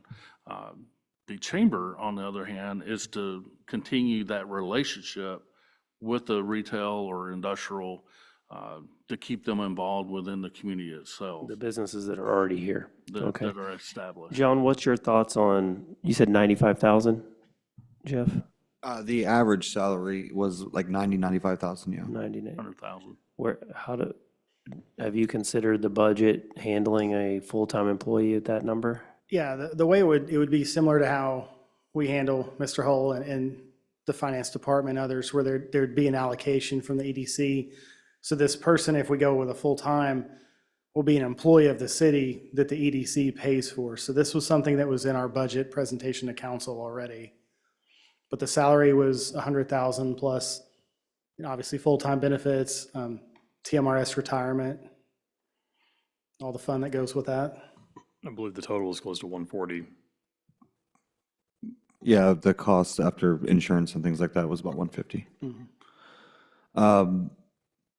My stance on this is with some of the future things we have coming, that's coming to EDC, the recent agreement we did with QR, for example, and potential hotels coming in the front end. I think this is something that we can afford moving forward. My always concern is, can we still afford somebody like that 3 years from now?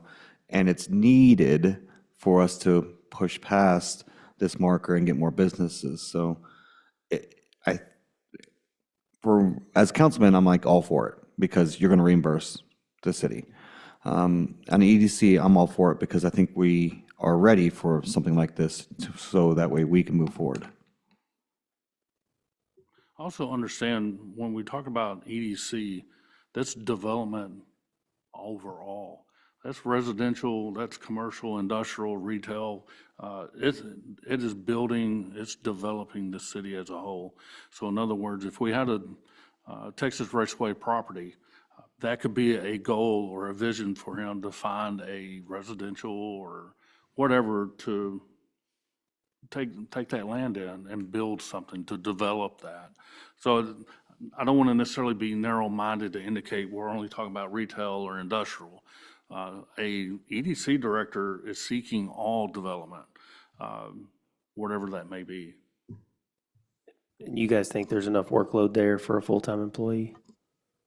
I think we get an experienced one that already has connections and understands, because they're going to be pretty much working on their own, independently, their own bosses. They just report to us every once in a while and to Daryl as our connection. But, you know, we want to make sure that somebody's motivated, understands what it is, done it before, especially if we're paying them $95,000. Is this a long-term contract or is this a year-over-year situation? So Jeff's point earlier, can we afford him 3 years, him or her, or whatever? Is this a yearly contract we're going to renew? Is this going to be a 3, a 5-year contract? You'll be an employee. Okay. It's not going to be about contract. Okay. That's one of the reasons why I brought up you know, if we hire a firm or just do an independent contractor, it does change the numbers dramatically. There's firms that do that. Arlington Chamber of Commerce, there's a lot of them, which kind of goes to your point. They have a lot of contacts. They have already built relationships. They understand other development, what's going on in the Metroplex. That's the bonus of it. Everything that we're creating, this guy or girl just enhances that. Is there any incentive in the compensation package? I worry, not necessarily here, but we give this job to someone. They've already got a salary in 6 figures with great benefits. To Jeff's point, they're on their own pretty much all day long. Is there any kind of incentive with this job? I like incentive idea. The only issue is we probably won't see the results for 3 years anyways. Anything that they activate now, I mean, Yeah. welcome to bureaucracy, right? Yeah, right. Anything we start now is not going to start until 3 years from now. Yeah, that's fair. So I was kind of thinking the same thing as Tyson was, but Daryl, if you had to put a number in terms of how would you measure their success, even in 3 years, I would like to kind of talk about that and say, and be upfront with the position to say, here's kind of how you'll be measuring it. We'll, check in quarterly, biannually, just look at either total sales tax revenue for the city. Does it go up by 0.5 percentage point, 1 percentage point? Is that how we're going to kind of help to say this would be one of the goals? I believe, to Jeff's point again, 3 years is kind of your return on your investment. You're not going to start seeing something produce. However, I think to gauge where we're at, I believe to understand that we have someone that already has engagement. They already have these relationships here. I think it's important that we choose someone that's here in the Metroplex, that doesn't have to go out and create, honestly, something I've had to do for the last 2 years, and that's build relationships, build trust within these organizations as a whole. I believe if we have the right person, we can measure the outcome based off of his relationships. Because I do believe if we have the right person, we can see a return in the first year. I think we have the development, we have the land, we have the capability of something now. And I think we'll hear that the first year. So I'm all for this position. It sounds, I love this idea. I do like it. That government in general, I worry, adds staff to accomplish tasks and no one checks on the back door and the person just sits there, collects their six-figure salary, and they have no one's checking them and saying, are you doing your job? They're just, hey, the city's growing and everybody's happy. We also have to consider that we're passing on projects to these people. So the hotel project, for example, we'll pass that along to them. Yeah. Us maybe developing Building 5 over here, that's a project we'll pass on. So hopefully we'll see results. Yeah. And listen, I'm all for to like growing the city, but the accountability is a big issue for when I look at government in general. The lack of accountability is huge. Yeah. So have we looked at a third party and the structure of their compensation? I know you had alluded to somebody has third parties that they've hired. Mm-hmm. Have you been has anybody been given a presentation on A versus B and what the differences are and maybe benefits, cons to each? Not as of yet. I brought it up. Over the weekend, I had a discussion with a couple other friends in the Weatherford area that are involved in EDC. And that was just one of the topics that came up, that there are firms that specialize in that have been successful with it. And I go back to, building the relationships and partnerships is a big factor in that. Yeah, and I think the third party is going to hold their employees accountable much more so than Daryl walking down the hall every once in a while and saying, how's it going? No offense at all, No, but I'm just saying, Well, it that's their depends on the type of livelihood. third party you're talking about, whether it's a job search firm or their contract. See, a job search firm is not gonna hold that person accountable, and I'm not that worried about accountability when you're talking about this kind of position. Oh, I think these firms specialize in just what we're referencing. I don't think it would be like a job search firm. I'm speculating, but I would assume No, that that's the case. correct. They specialize specifically in developing cities, I would assume. Yeah, that's correct. I would like to see what that looks like, because that's the first time I heard that there actually is an EDC company out there that specializes in this. Well, I'll give you an example, Jack Thompson. Yeah, he was a company? Because that was my example. I know what yours was. That's the reason why I said it. Yeah, okay. And I could see the benefit that. One question to you, who decides on who that is? Like, are you the one that's going to hire them on our behalf, or are you going to that we can decide on, or?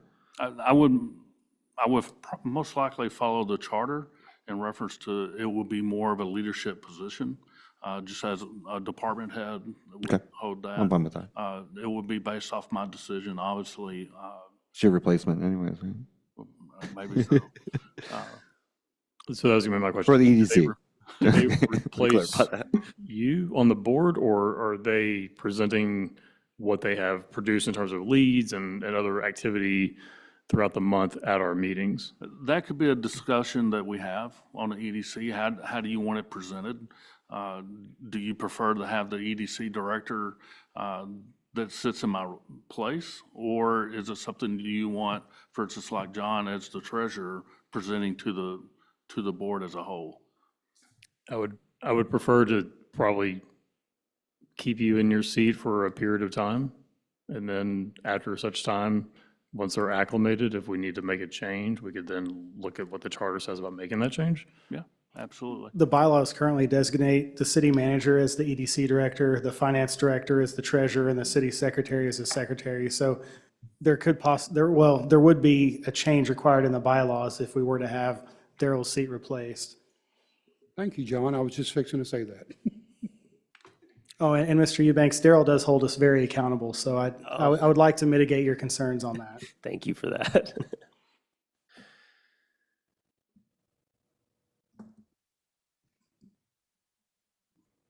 Daryl, did you need a motion from us on this tonight? No, sir, I didn't. I just want to have a discussion. I know we discussed it, some of us already discussed it in the other budget workshop, so. Yeah. I'm all for it. Kick it back up to council. Well, let me rephrase that. Do you have a opinion on which way to go? Do you think one, obviously you're going to kind of, I assume, at full employee. I would love to see what that looks like with a company, like a presentation next month. Maybe they can come out and sell us on their company. I just don't know what that looks like. I can see what Mr. Eubanks was talking about, the benefit of they already have the connections. They're going to hold their own employees accountable. They'll probably give us one representative, just like our attorneys do. Hopefully that's how it works, is like a law firm. I just want to see what that looks like and how much that would cost, because if it's only 70 grand a year, let's say, that's a lot cheaper than 150 grand, and it might be more efficient because they're the best of who they are. Absolutely. But you know me about outsourcing. I don't want another enterprise. I don't want another Fathom water billing issues and anything like that. I would just say, I think it's going to be far easier to hold an employee accountable. My concern with the third party is, in my experience, sometimes consultants can say, hey, let me borrow your watch so I can tell you what time it is, or they just kind of still push all the work back onto us, or somehow Daryl's got another 50 proposals he has to review, and they say, well, we need Daryl to sign off on this, or we need the EDC to sign off on this, which would be good if we had 50 opportunities, but is that achieving the goal of letting you go run the city as a city manager? Yeah. And so I'm with Jeff. We can look at it. I don't think it's going to be any cheaper though, but let's take a look. Maybe we'll be surprised. And I have mixed feelings in that same regard. I'm always going to be involved in it one way or the other, as an employee or as a contractor independently. I don't think the role is going to change for me, for involvement wise. The only difference would be most likely the person's not here, that I can visually see and have interaction on a daily basis. That's probably the concern I have more than anything, is that I don't see face value with him. I can look at paperwork all day, but that doesn't tell me how he works. That's the missing piece, what I see. And it may be, I don't want to say old school, but that might be just my old school of thinking is, I want to see physical work. I want to see a tangible product. I do want to bring up one point real quick, is that our budget is actually, just the point is we're talking about what and who. For the budget purposes, we're going to present a number to council, and the budget will be adopted prior to this board meeting again. Well, we can have it budgeted for the max, which we currently have. If the EDC and the council comes back and decides, hey, we want to go this direction, we're still good. Yeah, I think you have to at least see what the third party. Yeah. And if we could see it, that'd be even better. Absolutely. Yeah. So does that mean, Daryl, you're going to go out there and find one or two companies and have them come talk to us? Absolutely. Okay, thank you.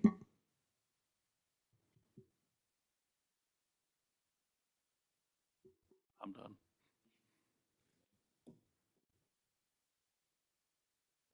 Any further discussion? Since we have nothing for executive session, need a motion for adjourn. Mr. Chairman, I make a motion to adjourn. I'll second. Motion, second. All in favor? Approved. Meeting adjourned.